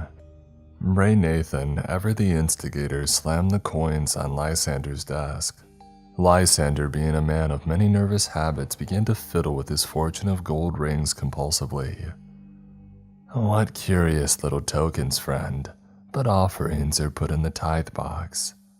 Pastor Lysander cooed in his typical relaxed stupor. "What are they?" Ray Nathan grimaced, leaning down closer to Lysander. He was a large man, thick of arm and thicker of mind. Tall, powerful, and imposing. Ray Nathan was a mule of a man and absolutely dwarfed the most likely malnourished pastor. Lysander gently ran his long skinny fingers against the bull's head emblazoned on the coin. "You bring before me man. This is mankind, our very nature wrought into being. The reflection of our soul." Lysander's vague, vapid answer was interrupted by Ray Nathan's agitated snort. "Save the riddles, Pastor. I want to know what the hell these are and what the hell is wrong with this place. I put up with enough. You've heard the stories down to the last detail. You've never attended one of our services, Mr. Raymond. I'm sure a sermon would enlighten you." "I was born Baptist and I'll die Baptist. Now whatever the hell you are." Ray Nathan's outburst into uncontrollable anger was quickly halted by the pastor's eyes. For the first time since the 70s, Lysander Sinclair looked focused and alert. His horrible green eyes, like a viper's gaze, cleaved right through the big man's bravado. "I am a prophet of the true God. A brute and assailant such as yourself would not understand. Do not forget your place, friend," the pastor hissed. "I assure you this is a house of God. The only thing wrong is those who doubt the word. Now tell me, whose head is on this coin and whose inscription is stamped on it? Render unto Caesar what is Caesar's, Raymond," the pastor said harshly as he stuck the coins in his pocket. "I must bid you a good day, for I'm a very busy man, lest we forget who else would hire you with that record of yours. Feel free to take the rest of the day off, and I expect a calmer disposition for your next shift. Is that understood?" And for the first time probably in his life, Raymond Nathan Morrigan felt small. The big man nodded in defeat. It was over. Ray Nathan went into the pastor's office as a defiant, confused man and left a whipped dog. He was never quite the same after the confrontation, not nearly as loud or brazen. He just kept his head down and worked like the rest of us. I surely thought that he would quit. Haunting the halls of the Eternal Jubilee like a somber ghost of his past self. Maybe he saw something deep within the pastor's eyes, a danger hiding beneath the glossy-eyed stupor. The place just felt so wrong and yet so alluring. I would catch myself thinking about it on my off days. Anything to fill my mind in that empty house. Up to that point, I hadn't experienced anything too out of the ordinary. I would hear a strange noise from time to time, or some of my supplies would suddenly go missing, but nothing too egregious. Well, that would unfortunately come to an end. One night I was cleaning up the gymnasium from one of the many damned youth activities that absolutely trashed the place. Alone, of course. Everything was fine until a cloying musk began to choke the entirety of the gym.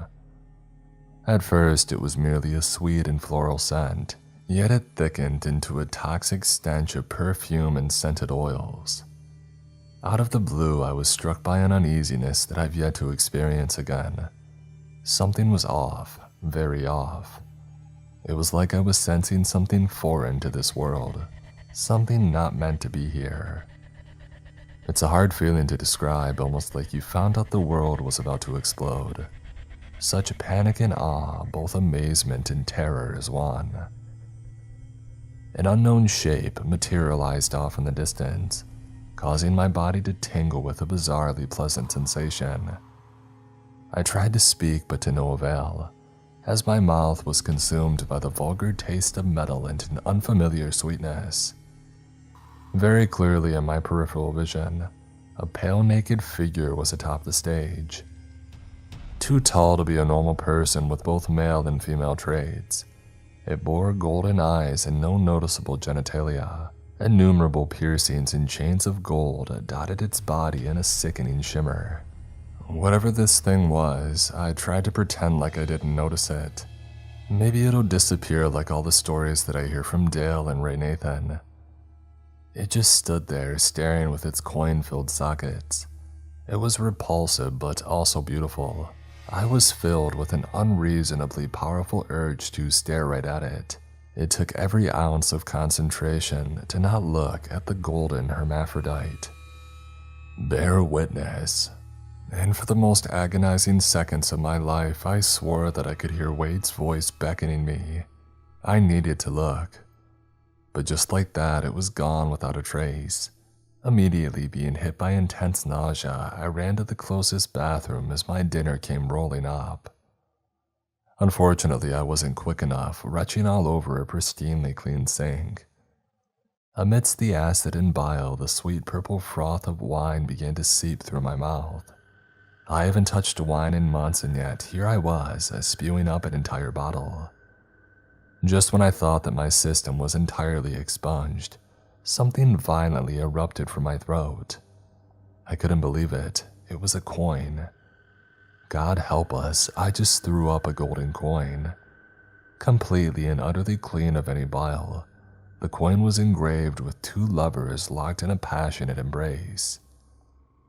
The voice in my head screamed to run and never look back. Leave this damn town and all these backwater hicks behind. I need to go somewhere lively and normal. Somewhere nice, a place that he would still be alive in. But then another voice slithered into my head, smooth and silken. I needed to stay. He wanted to be here, didn't he? Like cloying perfume, 1,000 thoughts of doubt clouded my mind. Isolation is getting to you. Are you going to go crawling back home? Are you going to prove mom and dad right? You're crazy. You can't leave, you couldn't afford it. They got you this job. You not only kill their son, but also spit on their kindness. You're a sinner. He would miss you. The church would miss you. I am not a righteous man. I have always had a taste for wickedness, I fear. A gambler, a thief, a petty dealer, a con artist. I'm not exactly proud of it, but I go by many titles with many different professions. Hell, I would tell you my name, but I would have to list all of them. I blow from place to place, household to household, and bed to bed as I please. Well, until I have to leave. I take what I want and I survive. No one truly gets hurt. They might be down a few grand or so, but in all fairness, they fell for cheap tricks. It's only fair and they learn a valuable lesson. If it wasn't by me, it would have been by someone far worse. Traffickers, gang members, loan sharks. The horrible list goes on and on ad nauseum. I've been around some truly horrible people. Being the scum of the earth, I know true evil when I see it. After a deal backfired in Arizona, my life was in severe jeopardy. Nasty, nasty business. And so I packed up as quickly as I could and I ran like always. I drove until my piece of shit car left me stranded in some hillbilly mountain town up in the sticks. A little town of simple people and simple ideas. This was the promised land for men like me, or so I thought. There are two types of locals from what I've observed. Those who are sheepish around outsiders and those who are friendly. Too friendly for my liking. They were on the complete ends of the spectrum either way with no in between. You'd be a fool to trust either. I've lived a life as a liar amongst liars and a thief amongst thieves. I could smell the rot of this place miles away, beneath all the layers of southern hospitality and simple-minded charm. Speaking from experience, places like this always have a dark underbelly. Disappearances, trafficking, and other dealings. Now which flavor of sin is this town's choice is a mystery so far. Maybe that's why I was stranded here. I don't know if I would say it was an act of God if there is one, but there was something here that gave me an itch that I needed to scratch no matter what. I managed to land a job as a mechanic at a dingy little auto repair store on the outskirts of town. The owner, Artie Whalen, had a mouth on him and loved nothing more to gossip. A conspiracy theorist and overall loon, Artie would often go on hour-long rants about disappearances and odd happenings of the town. For a paranoid conspiracy theorist, Artie was uncharacteristically trusting to hire a man who had just blown into town without a dollar to his name almost immediately. He didn't believe in background checks, instead believing that he could engage a man's character by a glance. A fool, but an honest one. Most of what Artie would say was babble, him mistaking a plane for a UFO or claiming to have seen the Tennessee Wildmen again. Though on occasion he would actually make a little bit of sense. This here used to be Baptist country and the churches had full pews every Sunday. Artie said as he spit a putrid glob of tobacco into the septic tank that he called his dip cup. Until that Hollywood elite celebrity, Lion Lysander, blew into town with his fancy car and his Gospel of Aaron all those years ago. Then all them churches dried up and died out in a span of a few weeks. Are you seeing the picture? A drought of honest holy men in Baptist country. People losing faith in the chapels they've come to for generations en masse. That don't happen naturally if you ask me. If you knew the disappearance statistics. So you think a washed-up geriatric rock star kidnapped all those people? I responded. Blind, so very, very blind. You aren't from around here, so I can forgive your ignorance. Melvin Schneitman, pastor of Anderson Creek Chapel, did disappear. The pastor of Little Senile Church, Ben Crawford, died as well. Though listed as a suicide, I'm sure you can connect the dots. But oh, there's more, trust me brother, there's more. Andy Abernathy, pastor of the E-Fall, gone without a trace. Danny Melbrose, pastor of Millpoint Ministries, decided to mysteriously skip town, leaving a wife and 5 kids. I'd skip town too, though he ignored that comment. I could tell by the little twitch of his bright red mustache that Artie wasn't amused. And the list goes on and on and on. Feels like me and my buddy Emerson, you've met Emerson, remember, are the only ones seeing the dots. I've never met Emerson in my life, but I let him continue his rant. And those who oppose this Hollywood agenda are dealt with by the bull's horns. Oh, I just know he's pulling the strings. That's why every church in this area is either empty or dying out. Well, that giant church keeps on gaining new members. Satan worship, probably. Not completely sure, though. My cousin Rutherford lives kinda close to that hell church and he tells me all sorts of stories. When Artie rants, he gets a certain twinkle in his eye. Like what? I laughed, half expecting him to shrug his shoulders. Oh, chanting and the like. Strange services held all through the night. From the earliest in the morning to the latest at night. Oh sure, they have the clean cookie-cutter services at reasonable hours. I tell you, if they try to mess with me, they have another thing coming. Artie snarled as he put a hand on the oversized camo-patterned handgun always at his hip. Artie was like a human cigarette, pale and thin, but I don't doubt if shit hits the fan that he could use it. You think this little town could have a Waco situation? I chuckled, just to split hairs and rile him up. No, buddy, Waco was big government picking on the little guy. I know pretty much for certain that this Sinclair fella is probably backed by the government. They'll prey on our core values from the shadows. And another thing, sure, he looks like a recovering addict, but way younger than he ought to be. Though I despised everything in this nowhere town, I've grown to like Artie.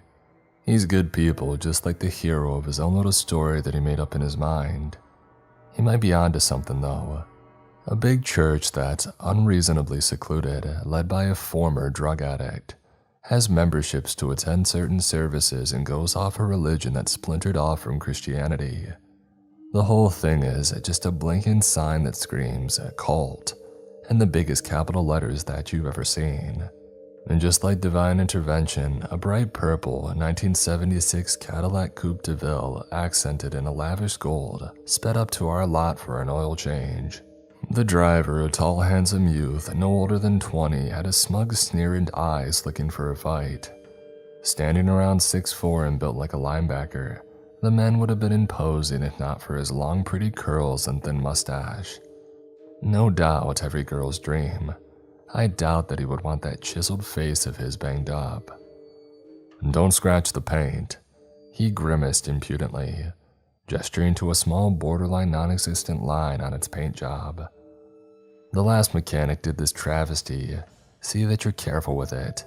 This ain't no schmuck's banged up car, it's the pastor's. I'd expect a little bit more humility from a pastor. Is he a pimp as well? I calmly smirked, eyeing up the gaudy car. Calling himself a pastor is humbler than you'll ever know, grease monkey. His gold rings glinted in the sun as his hands curled into a fist. Hey, just speaking my mind, friend. It's a free country. Judging by that fancy car, you'd think that he could afford a toupee with that comb-over of his. I can usually hold my tongue, but I know his type. Reckless, vicious, and violent for no good reason, but okay when things don't go their way. People like him are easy to provoke. Whether he can actually back up this vitriol is a different story. I would watch what we say, friend. And why's that? I'd prefer not to be talked down to by a pastor's escort. You have a sharp tongue, friend. I can show you something sharper. The youth cooed in the sweetest venom, flashing the knife in his pocket. Of course, its handle was gold and pearl. I'd consider heading on, son. No need for this. Artie butted in, hand on his pistol. The frenzy in the boy's eyes never quite left, but he obviously knew that he met his match, getting back in the car with an exaggerated sigh. All a misunderstanding. I know the pastor would love to see y'all in a sermon, though. We have a special service at midnight tonight for members. You should stop by as guests. It might enlighten the darkness in your life. Have a nice day, gentlemen.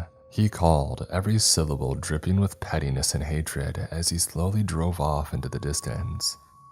That's Lane Vandross, Micah's boy, Artie said solemnly, his voice missing the usual gumption. Former football star, could have gone pro. A specimen through and through. Well, until the substance abuse ruined it all. He was put through the ringer. Lysander stuck his hooks in what was left. He's Lysander's creature now, the youth pastor at that damn church, actually.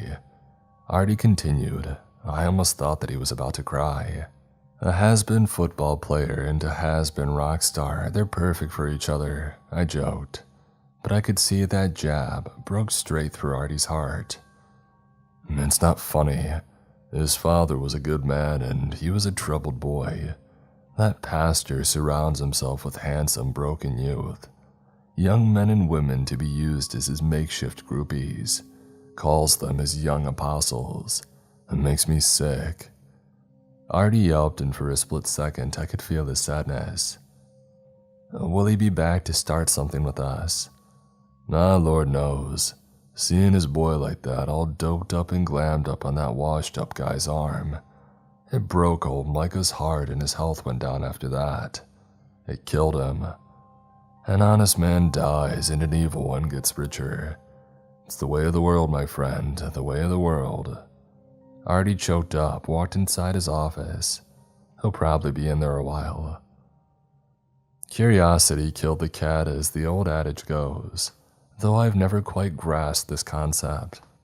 Will Lane try to stab me in some back room of the church? Will some cultists sacrifice me to their god? Or will they actually have a heartfelt service and move me through scripture? Maybe, possibly all three. Regardless, I'm going to go to the church tonight. I can't exactly explain it, but I was always the kid who tried to open his Christmas gifts early. Nobody keeps secrets from me. I am the man of mystery and I can tolerate no contenders. I must find out for myself what is wrong with this place or die trying. A cold and foggy night. It was the perfect time for this, if not a bit cliché. I drove through the eerie countryside roads for the longest 30 minutes of my life. Insanely curvy and poorly maintained. The winding back roads were almost like a rural purgatory. I'm lucky that I didn't get lost within this hillbilly labyrinth, or plummet down a fenceless incline. With all its twists and turns, it felt like I was stuck in a loop. Passing old dilapidated chapels and homes in ruin, I couldn't help but notice many of them were crudely boarded up. Crosses were seemingly torn from their steeples and signs, with these buildings being heavily defaced and ransacked. Come to think of it, I haven't seen a single cross in this entire town other than Artie's poorly faded Lion of Judah tattoo. Stranger still, poles ending in two curling prongs were placed in front of these buildings. In fact, these bidents were scattered all across these sides of the road, some crude and wooden, others of shining metal. They were like a twisted imitation of those roadside memorial crosses dedicated to fatal car accidents. Bows of golden cloth and yellow flowers accompanied many of these memorials, and they weren't kidding when they called the Eternal Jubilee a bit secluded. The church was deep in the mountains, like the wicked heart of this area. Pulling up to the church, fashionably late, I couldn't help but notice the size. I was a little disappointed. Truly it was massive, but everybody had made it seem like it was a looming monument. Big for the area, sure, but not the Bram Stoker castle that I was expecting. The sprawling parking lot was empty except for a scant few cars. The golden Biden symbol on its steeple looked almost like a bull's rack. I'm telling you, the longer that I'm here, the more sense Artie makes, and that's terrifying. Entering the lobby, there were a handful of men guarding the doors, many of them I've seen around the town. I pushed past them into the sanctuary. There were a few people in pews praying to themselves or reading from their Gospel of Aaron, but nothing of note. "Excuse me, sir, we need to see your membership ID," one of the men said as he shook my hand, as friendly as can be. "Oh, no need, I was invited by Lan Vandross for a special service. Now I know I showed up late, but it couldn't be over already. This doesn't look too special to me," I uttered with the most patronizing smile that I could muster. The man's eyes furrowed and nodded slowly. A small, slimy smile took the place of the wide, friendly grin. "Oh, so you're the one. Come with me. This service isn't held in the sanctuary. It is for the most faithful. Why Brother Lane would let in an outsider is beyond me. Your journey to salvation shouldn't start at this level, but he speaks with the pastor's interest," one of the men said as a hand gripped my shoulder tightly and slowly pulled me out of the sanctuary. Through the maze-like hallways and down a flight of stairs, they took me to a corridor of many doors and fluorescent lighting. much humbler than the rest of the gaudy church. Producing a key, my chauffeur unlocked one of the countless doors to reveal a large room. The strong, unmistakable miasma of sweat, wine, and perfume punched me right in the face. The door behind me slammed shut with the haunting sound of a lock. As the room was dimly lit, I could hardly comprehend what I was looking at. It was like a shifting mass of arms and legs. Countless men and women, all naked, embraced each other sensually in an erotic cluster of sweat and spit.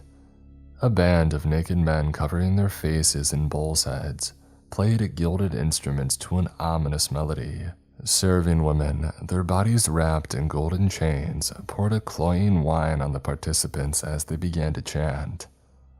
6 naked men, each armed with knives, lined the walls and stood unsettlingly still. Their faces were obscured by the darkness, yet their athletic frames were as clear as day. They would be quick, too quick for me. Standing tall and menacing, I could swear their flickering shadows looked like ancient hoplites. Crested and horned panoplies danced across the walls, only to wither back into mundane shade and shadow. Panic and fear can pollute the mind, playing all sorts of tricks, but I know what I saw.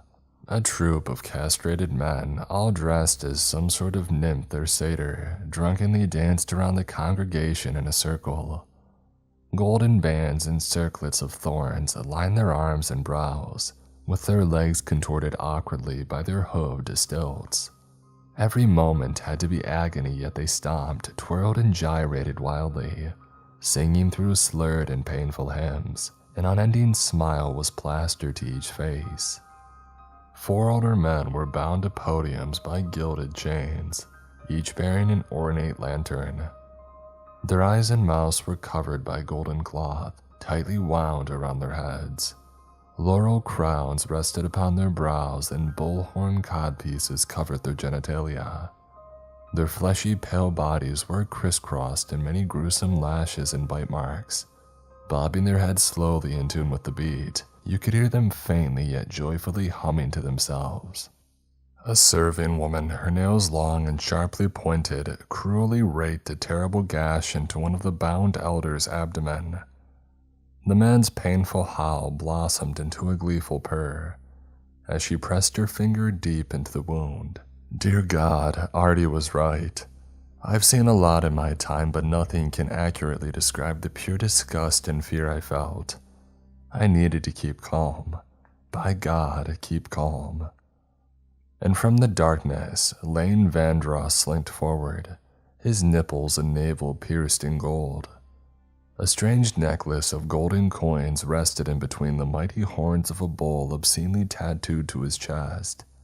With a beautiful woman and a petite man on each arm, Lane blew a burning cloud of strange-smelling smoke into my face.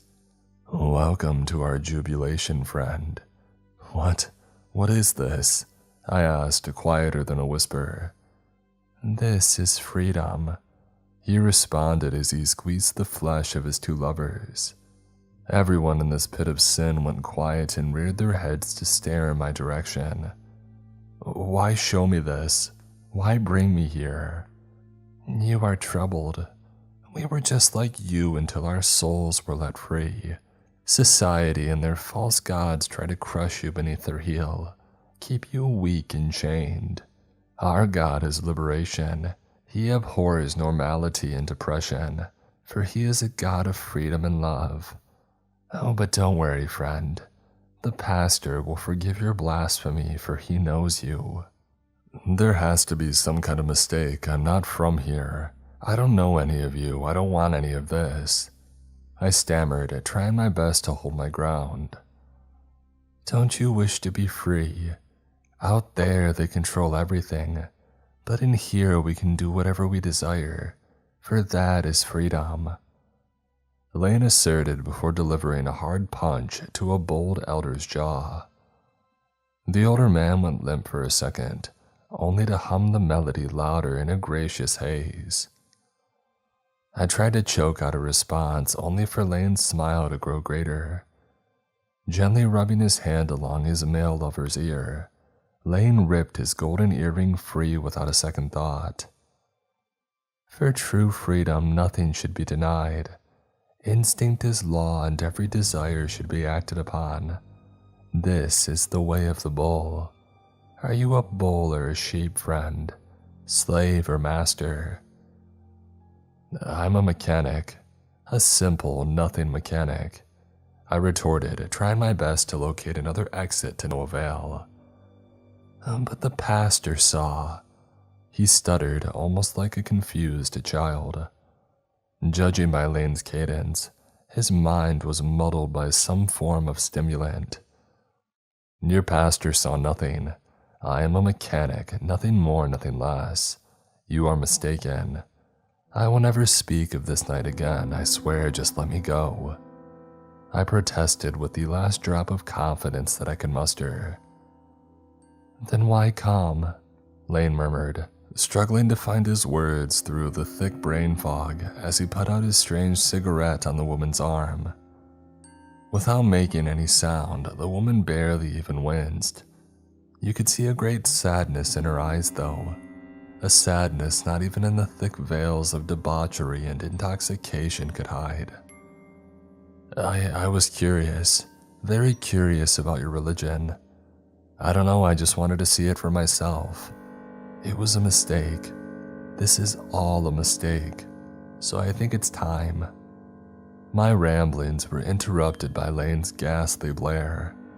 It was a sickly, unnatural sound, more a cackle than wheeze and more roar than cackle. I think it was a strained laugh, a rotting laugh of a boy who has been rotten to his very core.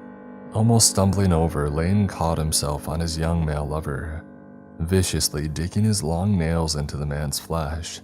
A dark trickle of blood now stained Lane's hand. Lane began to obscenely flick his tongue, rasping for air in between his labored giggles. Bearing most of his weight down on his two petite lovers, it was evident that they were struggling to keep Lane upright. Where did that sharp tongue of yours go, friend? No joke, no remarks. I was at least hoping that you would be amusing. Not so funny when there's no jackass with a gun protecting you. And the pastor sees something in you, a sad joke. You know what I see. Just a coward hiding in a brave man's shadow. While the smug smile never parted during his rant, Lane's eyes looked like he was about to cry.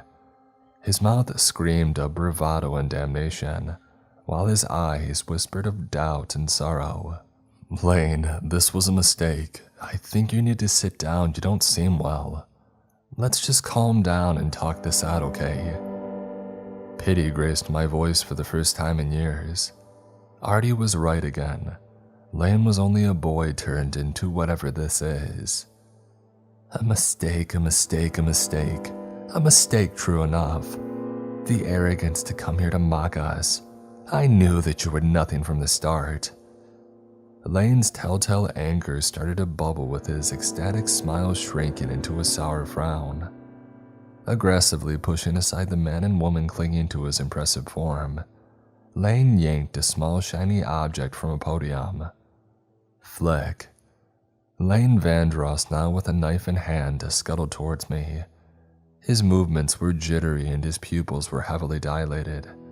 In that moment, he seemed anything but human. His drunken stupor had turned into a primitive rage, drooling all over himself with a beastly hiss. The tall, handsome man was gone and a Neanderthal stood in his place. Thank you, Brother Lane, that will be enough. A high-pitched voice called out from the darkness. The leading musician removed his bull's head, revealing an older man with haunting green eyes and a silver gold comb-over. His nails were lacquered in gold with many bracelets and rings gently clinking like a warning rattlesnake's tail. Descending from the stage, the servants draped a robe of golden snakeskin around his emaciated form. The congregation, groveling, tried to caress and kiss even the ground that he walked on. Lysander Sinclair in the flesh. He's worse than I could ever imagine. Like the flick of a switch, Lane snapped out of his murderous daze. throwing himself to Lysander's feet. Lane seemed deathly afraid of this little old man. Running his fingers gently through Lane's hair, Lysander then painfully yanked a handful of auburn hair from Lane's head before delicately kissing him on the cheek. "Still yourself, Brother Lane. We have a friend in our midst. Need we discuss hospitality again?" "No, Pastor." As Aaron cast the golden calf to his liking, so did the bull of the golden horns cast humanity to his liking. Man made God and God made man, we are one. And pray tell, why do you run so, O man of many names? We are far from Arizona, child. Do you yearn for a true home? The older man asked, approaching me ever so slowly. "You know nothing about me." "Oh, the bull of golden horns tells me many things. His muses come to me through dreams ever since I was a little boy. I was always their favorite, giving me the prettiest of coins. You would fit right in with us. We will be your family. We'll be your home." Lysander chimed, his voice almost like a songbird's. "Your manservant threatened to kill me," I squawked, half sob and half laughter. "Oh, I apologize for Brother Lane's brutishness. He invited you here with the intention of giving you to the rack, but I will not let that happen to you, friend." His tone was almost childish, always with that horrible melody. I was tired of running, tired of lying, tired of trying to survive. The only thing left was hate in my heart, true unbridled hate for this scrawny old man talking down to me. I spit at him with the most disrespectful and disgusting glob that I could cough up, coating his pristine robe in slime. "Screw yourself, old man. Do your worst, freaks." I spat defiantly again. Either way, I was probably going to be killed. If I die knowing that I wounded his pride. "We were wrong about him, Pastor. He is beyond saving. Give him to me and he'll suffer greatly for that." Lane blustered, spinning around wildly. Lysander gave Lane a nasty backhanded blow.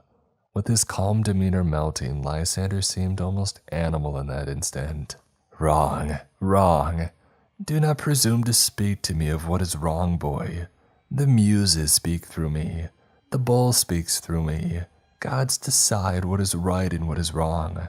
Do not forget who raised you up, boy. Now get out of my sight." Lysander screeched. The many rings of Lysander left unsightly marks upon Lane's cheek. Like a whipped dog, Lane slinked back into the darkness. Lysander's gaze focused back onto me, regaining that hideous scarred smile. "I know what you are. You are lost, child, so very, very lost. Deep down you're afraid of those beautiful flaws that make you, you. We made God and God made us. We are divine. Your flaws are divine, your desires are divine.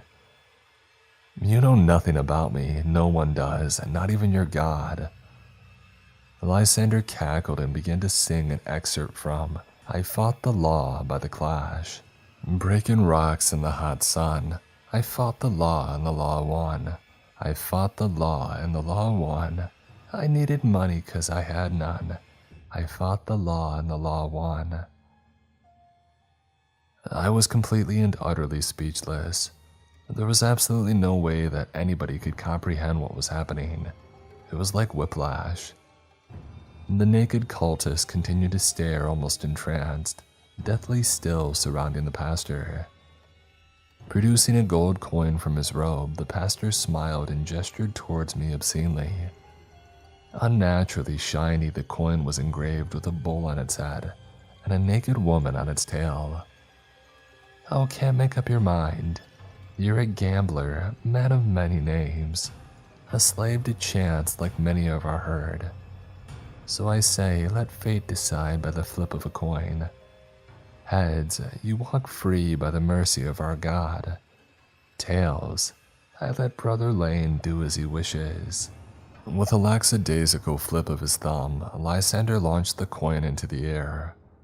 All light seemed to be consumed by the coin's shimmer, concentrating into a blinding dot. Catching the coin with an audible thud, Lysander's grin widened and widened as his frantic eyes relaxed for a split second. My legs felt numb and my head pounded with dread. I've had a few brushes with death before, but nothing like this. You're free to go. We'll keep in touch. Brother Lane, do you mind showing our new friend out? See you next sermon, man of many names. I've lived up in these woods for years, rarely coming down for supplies.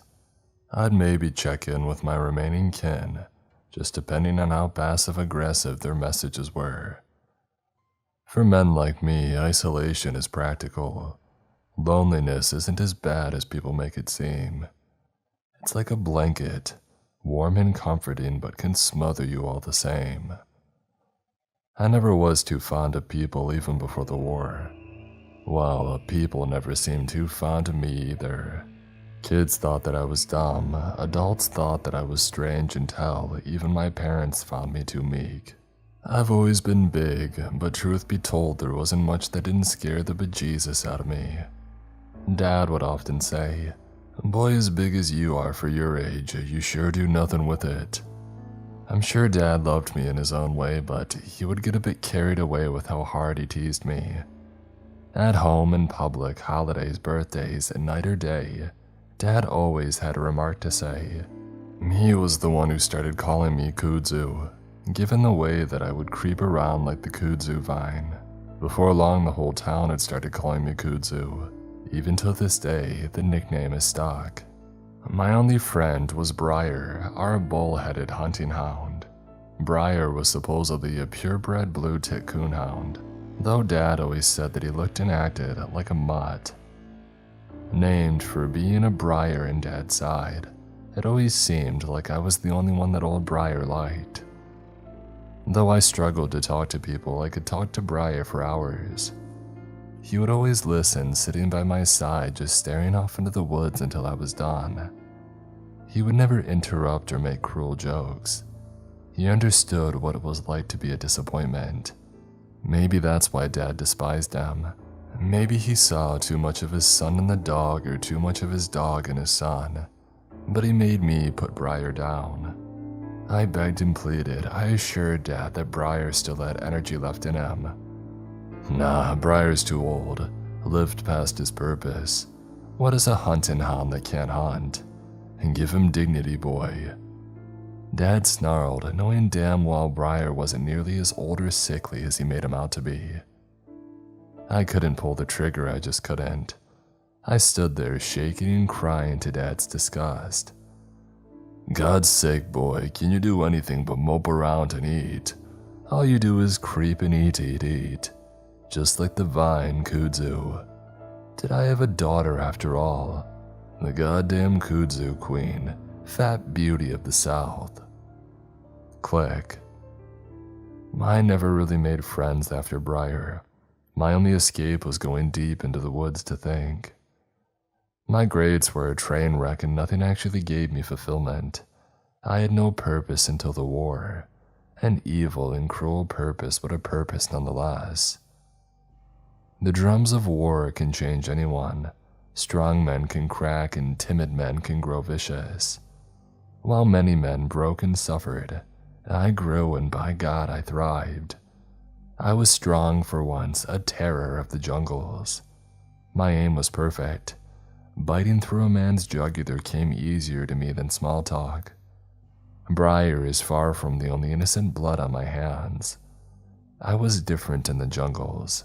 Barely a man, but I was alive. The thrill gave me life, it gave me purpose, and it gave me faith in a higher power. This was short-lived. I was dragged back to the States when David finally fell Goliath, or while the media did. Pathetic.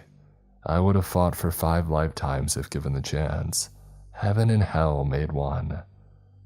Just like that, my purpose was stripped from me. Like a pack of hungry coyotes, the guild had begun to ravage what was left of me. Treated with nothing but contempt and hatred by civilians, I fled deep into my hometown's forest. A poor replacement for the jungles, but it's the closest thing that gives me an ounce of comfort and confidence. I have lived here ever since in my new jungleland with a new briar. Similarity is an unfulfilling poison. The new briar is a dumb, useless mutt, but truthfully, I would have gone insane without him. I'm sure people whisper that my mind isn't right behind my back, but I know the things I've seen are as real as day. My property is deep within the woods, a small ramshackle cabin that's about as inviting as a copperhead. I think all of its creaks and imperfections give it character, but I think most people assume it's some crazy hillbilly shack. Miles away from town, I lived without neighbors until that church was built all those years ago. An odd place for a church that big, but I of all people can understand the allure of these woods. However, the scenery is not what brought these people down here. Originally, it was just the pastor and his closest followers from God knows where. Some rock star fat cats probably running away from whatever scandal muddied their fame. It grew and it grew fast. Before long, that celebrity pastor had a firm grip on the town, sinking whatever was left of his fortune into the construction of the Eternal Jubilee Church. It appears that Pastor Lysander has increased his wealth tenfold. There's always some service or event going on without fail. Night or day, the church is never completely empty. Me and the congregation have lived in somewhat of a stalemate for a few years, as they've learned not to knock on my door anymore. I thought that they were some type of Mormons or Scientologists at first, but from what I've heard and observed, this is far from the truth. I don't understand their religion, and I made it very clear that I don't want to, but this hasn't stopped them from straying too close to my property. With a church that big, why they need to rustle around my property is beyond me. I can be polite in my own way when dealing with unwanted visitors, but I draw the line at putting up some weird two-pronged pole in front of my property. The warning shot that I fired sent the message loud and clear, had them running back to their pastor with their damned emblem. I wouldn't say that I'm an aggressive man, but I will not tolerate trespassing and then fiddling with my property. I'm not exactly as faithful as I was, but I'll be damned before I let no faith of mine be displayed in front of my home. I thought that they finally got the message until a few weeks back. Every other day, any time between the hours of 2 and 4 in the morning, you can hear a group of people rustling around my home. I thought that it could possibly be an animal, but it's become increasingly apparent that it's people. Multiple people. This drives the new briar into a frenzy, though we can rarely actually catch them in the act. You can hear them all scatter off like rats when I come out onto the porch in every different direction.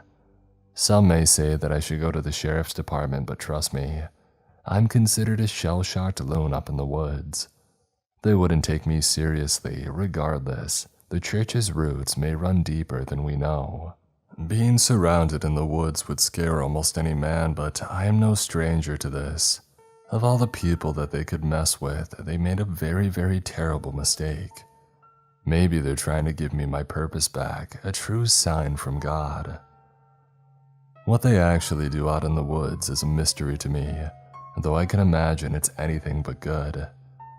I'll occasionally find evidence of their congregation scattered all across the woods.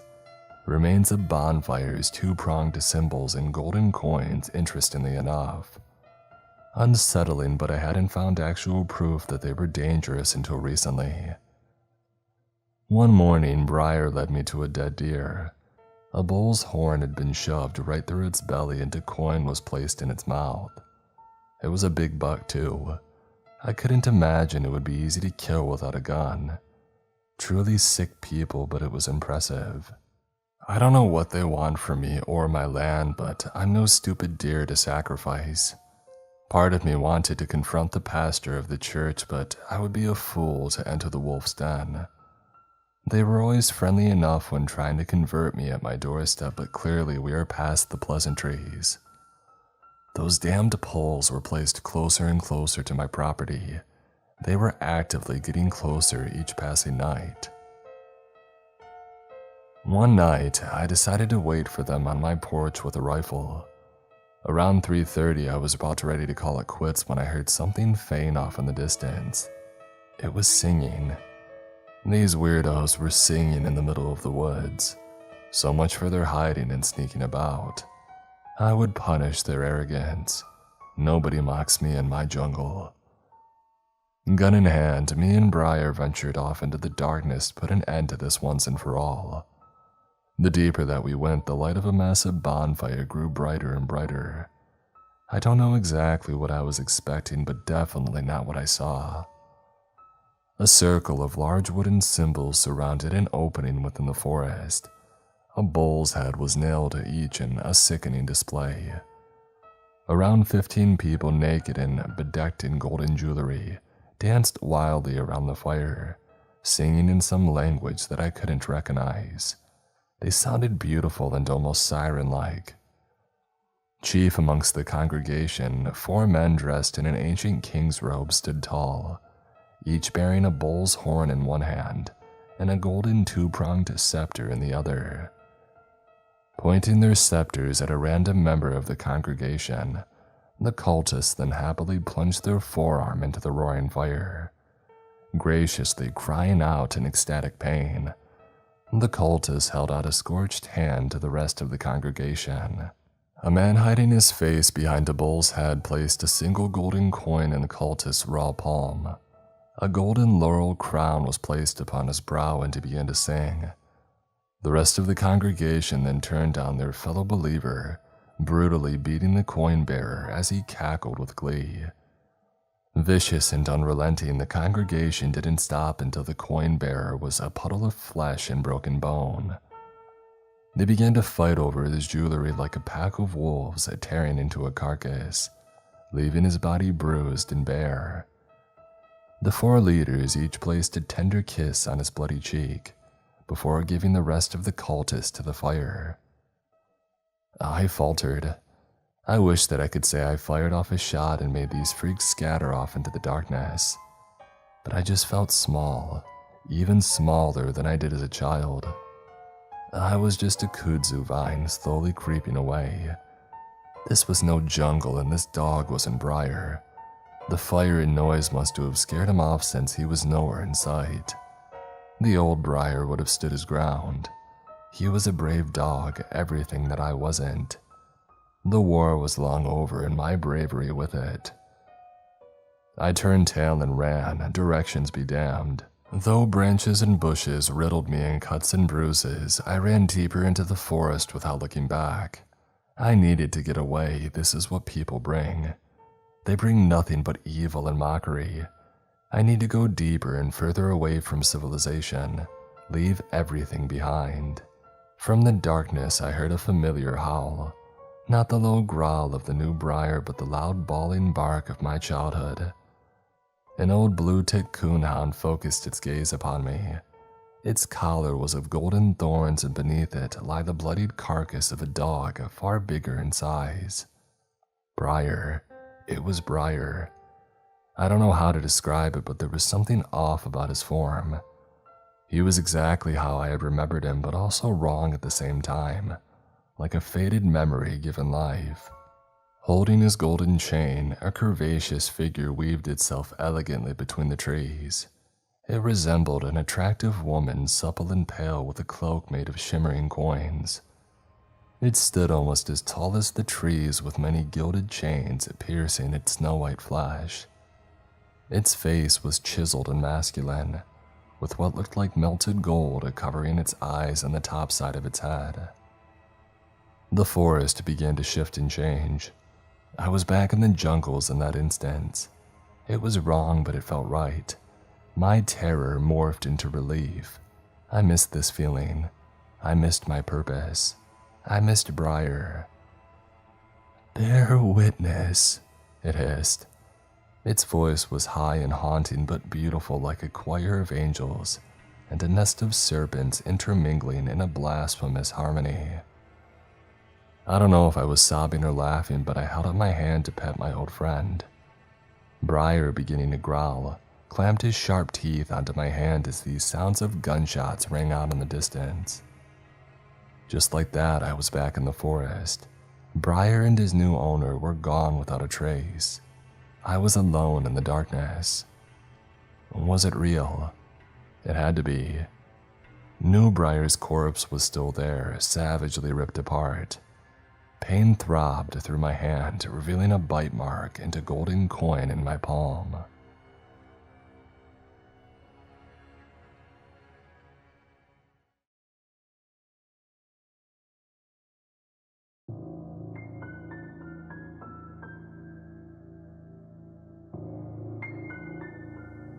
I never used to believe in ghosts. And then this happened. After my mother's passing, I moved back to my hometown to support my father, who had health issues of his own. Janitorial work being the only work I'd ever done since graduating from high school, there was no choice as to what job I would pick up while back home. I considered myself lucky to have found a cleaning job at a nursery school about a 30-minute drive from my home. The previous janitor, as heard in the interview, suddenly quit a week previously, citing immediate health concerns.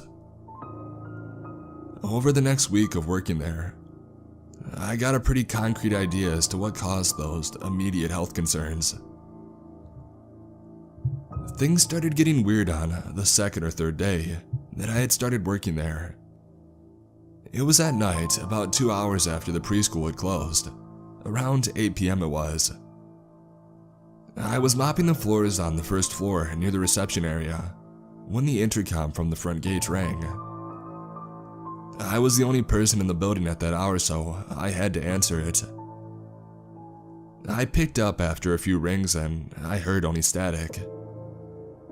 I looked out the reception office window, which looks out onto the car park and the front gate, but nobody was out there. So I decided to walk out and take a closer look in case they hadn't heard me answer or something. Not a soul was around. At the time, I put it down to some kids playing knock and run or faulty wiring. The very next night, I had another late night intercom call come through.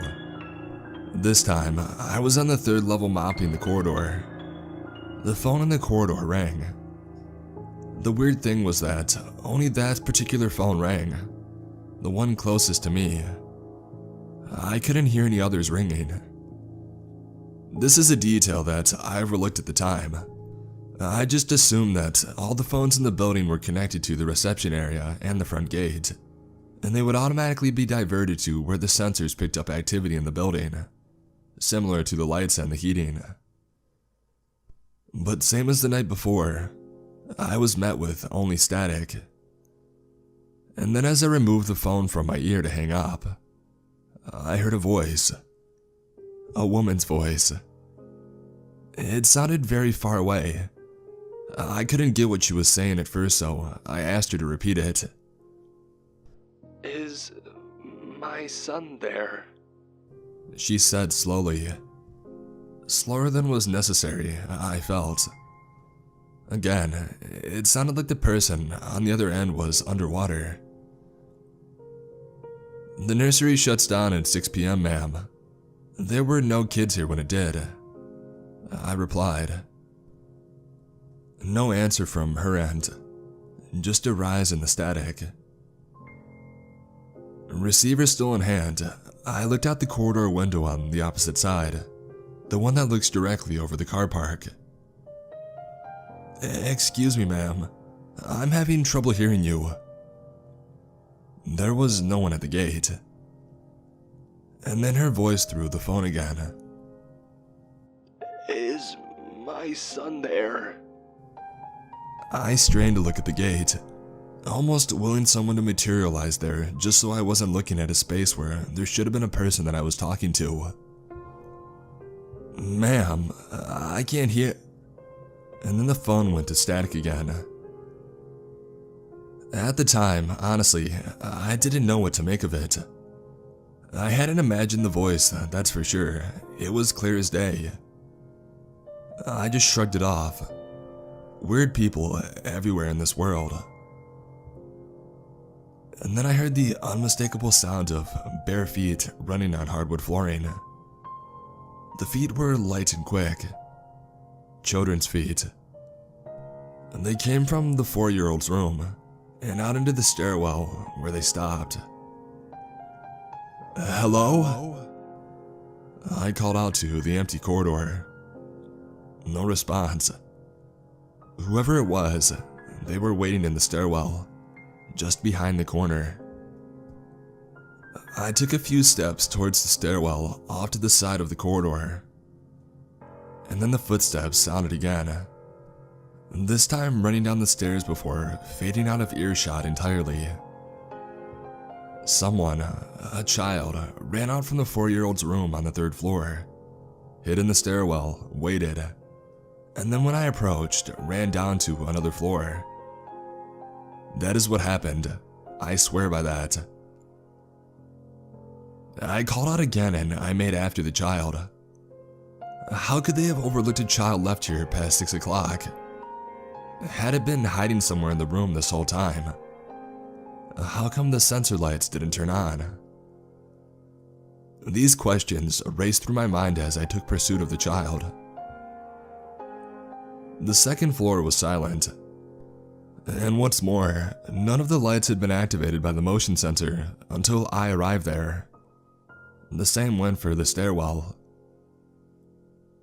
I checked in both of the rooms, but there was no sign of the child. And then, as I was walking back out into the stairwell, I heard one of the faucets in the toilets turn on.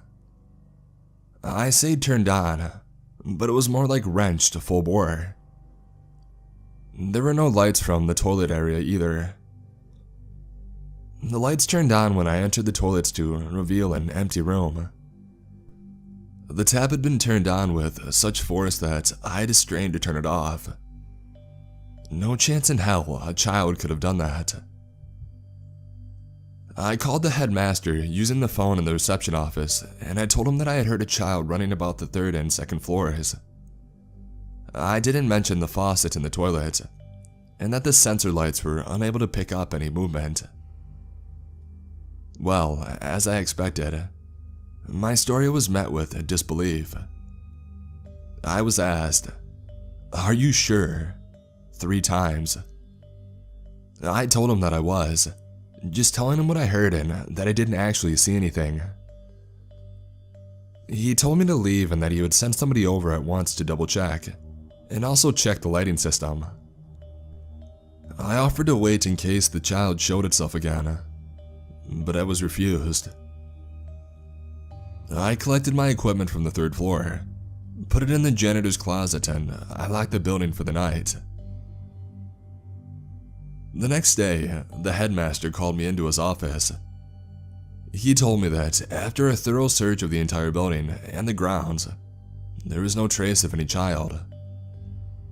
He added that the intercom and lighting systems were in working order. The building was nearly 30 years old, he said. A building of its age is prone to making noises at all hours. Just in the daytime, they aren't as noticeable. There was something in his face, like concern. Not at the possibility that there were a child in the building alone after dark, but that his new janitor from out of town might be insane. Even if there were a possibility that the noises I mistook for footsteps were actually the aches and creaks of an aging building, there was no imagining the tap that turned itself on with such force that I had trouble turning it back off.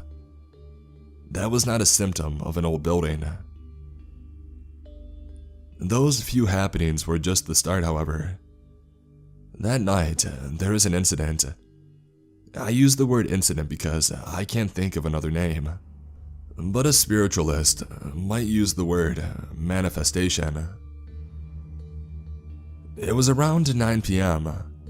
I was on the 1st floor reception area filling out the daily sheet ready to leave for the day. And then I heard the sound of something bouncing, like a large rubber ball. It was getting closer, and it was coming from the stairwell. A yellow ball bounced down the stairs and out into the 1st floor. Its bouncing subsided, and it rolled straight at me. It stopped about an inch from my foot. But it was the way that it stopped. It didn't stop for lack of forward momentum. It stopped abruptly, as if stopped by a hidden hand. It took me probably longer than it should have to process just what had happened. "Hello?" I called out. Nothing. For some reason, I couldn't bring myself to bend down and pick the ball up. I couldn't bear the thought of doing so and finding the ball to be warm. I should have just gone home, but instead, I headed up the stairs. The first floor, the infant level, and then to the toddler's rooms on the second floor. Nothing out of the ordinary, nothing misplaced, lights working fine. The third floor, however, was anything but. Ascending the stairs, I felt a significant drop in the temperature between the floors.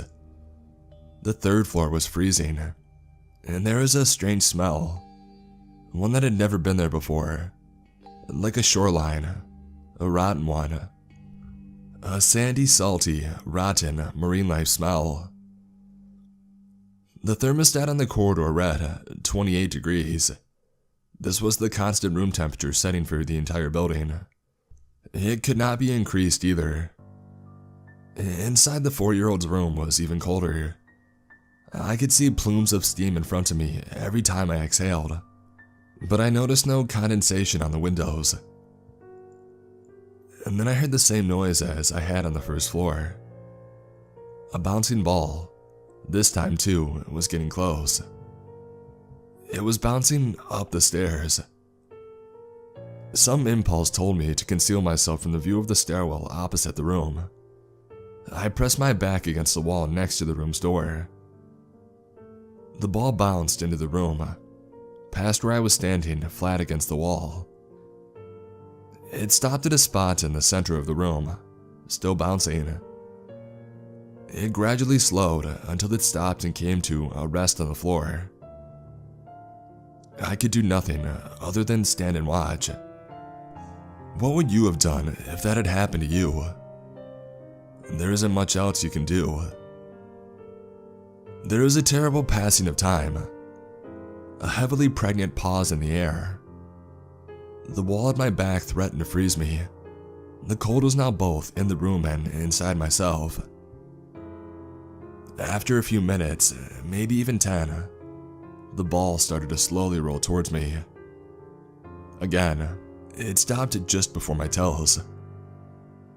I was frozen with fear and disbelief, like I was in someone else's nightmare, being forced to experience it without having control over when I could wake up. As carefully as I could, I slid along the small space of the wall at my back towards the door. The ball remained motionless. I felt that if I made any sudden, quick movements, it would spring to life again. Out in the corridor, I became immediately aware of him. A small boy, perhaps 5 years old, stood naked save for a pair of white underwear. He was very pale, his skin almost gray. His eyes were very much alive, and they stared mutely at me. He was definitely a physical being. But it was the marks on his body that, to this day, make my blood chill when I recall them. Around either side of his neck, long, blue and black bruises, 4 on each side. His stomach was crisscrossed with what looked like burn scars from something thin and long. The corner of one of his great lips was swollen and black. "Hey, buddy," I said, trying to sound as casual as I could. I know how silly it must seem now, but trust me, at the time, I thought him real. Real as in physically there. Tangible. The apparition, because I know that's what it was now, stared blankly at me. "Why are you still here?" I asked, injecting as much caring into my voice as possible, while trying not to turn tail and run for as long as I could. His skin was so pale, and his eyes exhausted, sunken, but definitely regarding me. From behind me, the hall telephone rang. Startled, I swung around, and when I turned back, the boy had disappeared. The ball inside of the room was gone too. The phone continued to ring on the wall. I couldn't say what sick impulse spurred me to answer the phone, but I picked it up. A part of me knew what I was likely to hear. Sure enough, "Is my son there?" that same voice. "I want you to give me my son." Excuse me? I asked, not really expecting a reply. I looked out the window, overlooking the front gate, hoping to see someone standing by the intercom. There was no one in sight, and the gate was wide open. Slamming the receiver back down, I raced for the stairs. But as I did, I heard the sound of one of the closet doors in the classroom slam shut with terrible force. Was the child back? The room was just as freezing as it had been moments before, and the smell was stronger. I opened the closet door to find the same little boy hiding in one corner, his skinny little legs drawn up to his chest. He looked terrified. "You okay, little guy?" I asked again. From behind me wafted the smell. It was thick, like a current. It nearly made me retch. The boy turned his focus away from me and to the point behind me. He cringed and turned as far into the corner as he could. And then a voice from just behind my back, the exact same as the one on the phone. It sounded close but had that same watery distortion as on the intercom phone. "Give him to me." Every hair in my body stood on end. I turned around. I was facing a woman. Well, what was once a woman, I imagine, before her current, how should I put it, state. She was soaked, her hair matted in thick strands which stuck to her face. Her skin, what could be seen of it anyway through her clothing, was as pale as the boy's. It was wrinkled, silvery, like the belly of a fish. She slowly opened her mouth. Inside I could see a swollen black tongue. Her teeth were caked in something green and slimy looking. Her mouth didn't move though. I heard the same line as before coming from somewhere inside that moldy sewer pipe mouth. And then a thick green-black ooze spilled slowly from it. I could smell it. I retched. And then from behind me in the closet, the boy let out a scream. It was full of panic and fear. It was as if my body had completely rejected what I was experiencing. Acting out of pure instinct, I sprang up and scrambled across the room, slipping on my own vomit. The boy's screams continued as I raced down the steps and out the front gate. I could still hear them as I sped off in my car. I spent the night in my car. I don't know why. Perhaps because it was a small space and I could escape easily. I sat in the driver's seat until dawn, vainly trying to process what had just happened. Should I call the police? Should I go back and check on the boy? Should I call my boss? The answer to all of those questions was, of course, no. In the morning, I told my boss that I wouldn't be coming in again, citing family reasons. He was sympathetic and strangely accommodating, as if he had expected this all along. As an afterthought, I asked him if there had ever been an incident at the school involving a parent and one of the kids. I figured that I've already resigned, so what difference does it make? He said there was only one incident that he knows of. It didn't happen in the school though. One of the kids, he said, was found dead in their home one day. God, I said. He continued. This boy would turn up to school with bruises, cuts, and other obvious signs of physical abuse. I think he was also deprived of food because he was much skinnier than the other kids. Was he murdered? I asked. He nodded and looked pointedly at me. The mother, she strangled him. Christ, I felt sick. She was questioned by the police, but she killed herself a few hours after being released. She drowned. The cowardly lady jumped into the river. They should have let her body rot in the water after what she did. His phone rang and that ended our conversation, but I had already heard enough. That boy is still constantly on my mind. I can still hear his screams from the night that I fled. The only conclusion that I can come to is that his spirit inhabits the preschool that he attended. Perhaps he's hiding from his mother there. But as I found out, his mother knows where he is, and she comes back for him. Does that mean that he must relive his death at the hands of that wretched woman over and over? It's a horrible thought. And did he manifest himself to me in order to seek my help? I would love nothing more than to put his soul to rest, but I'll need help.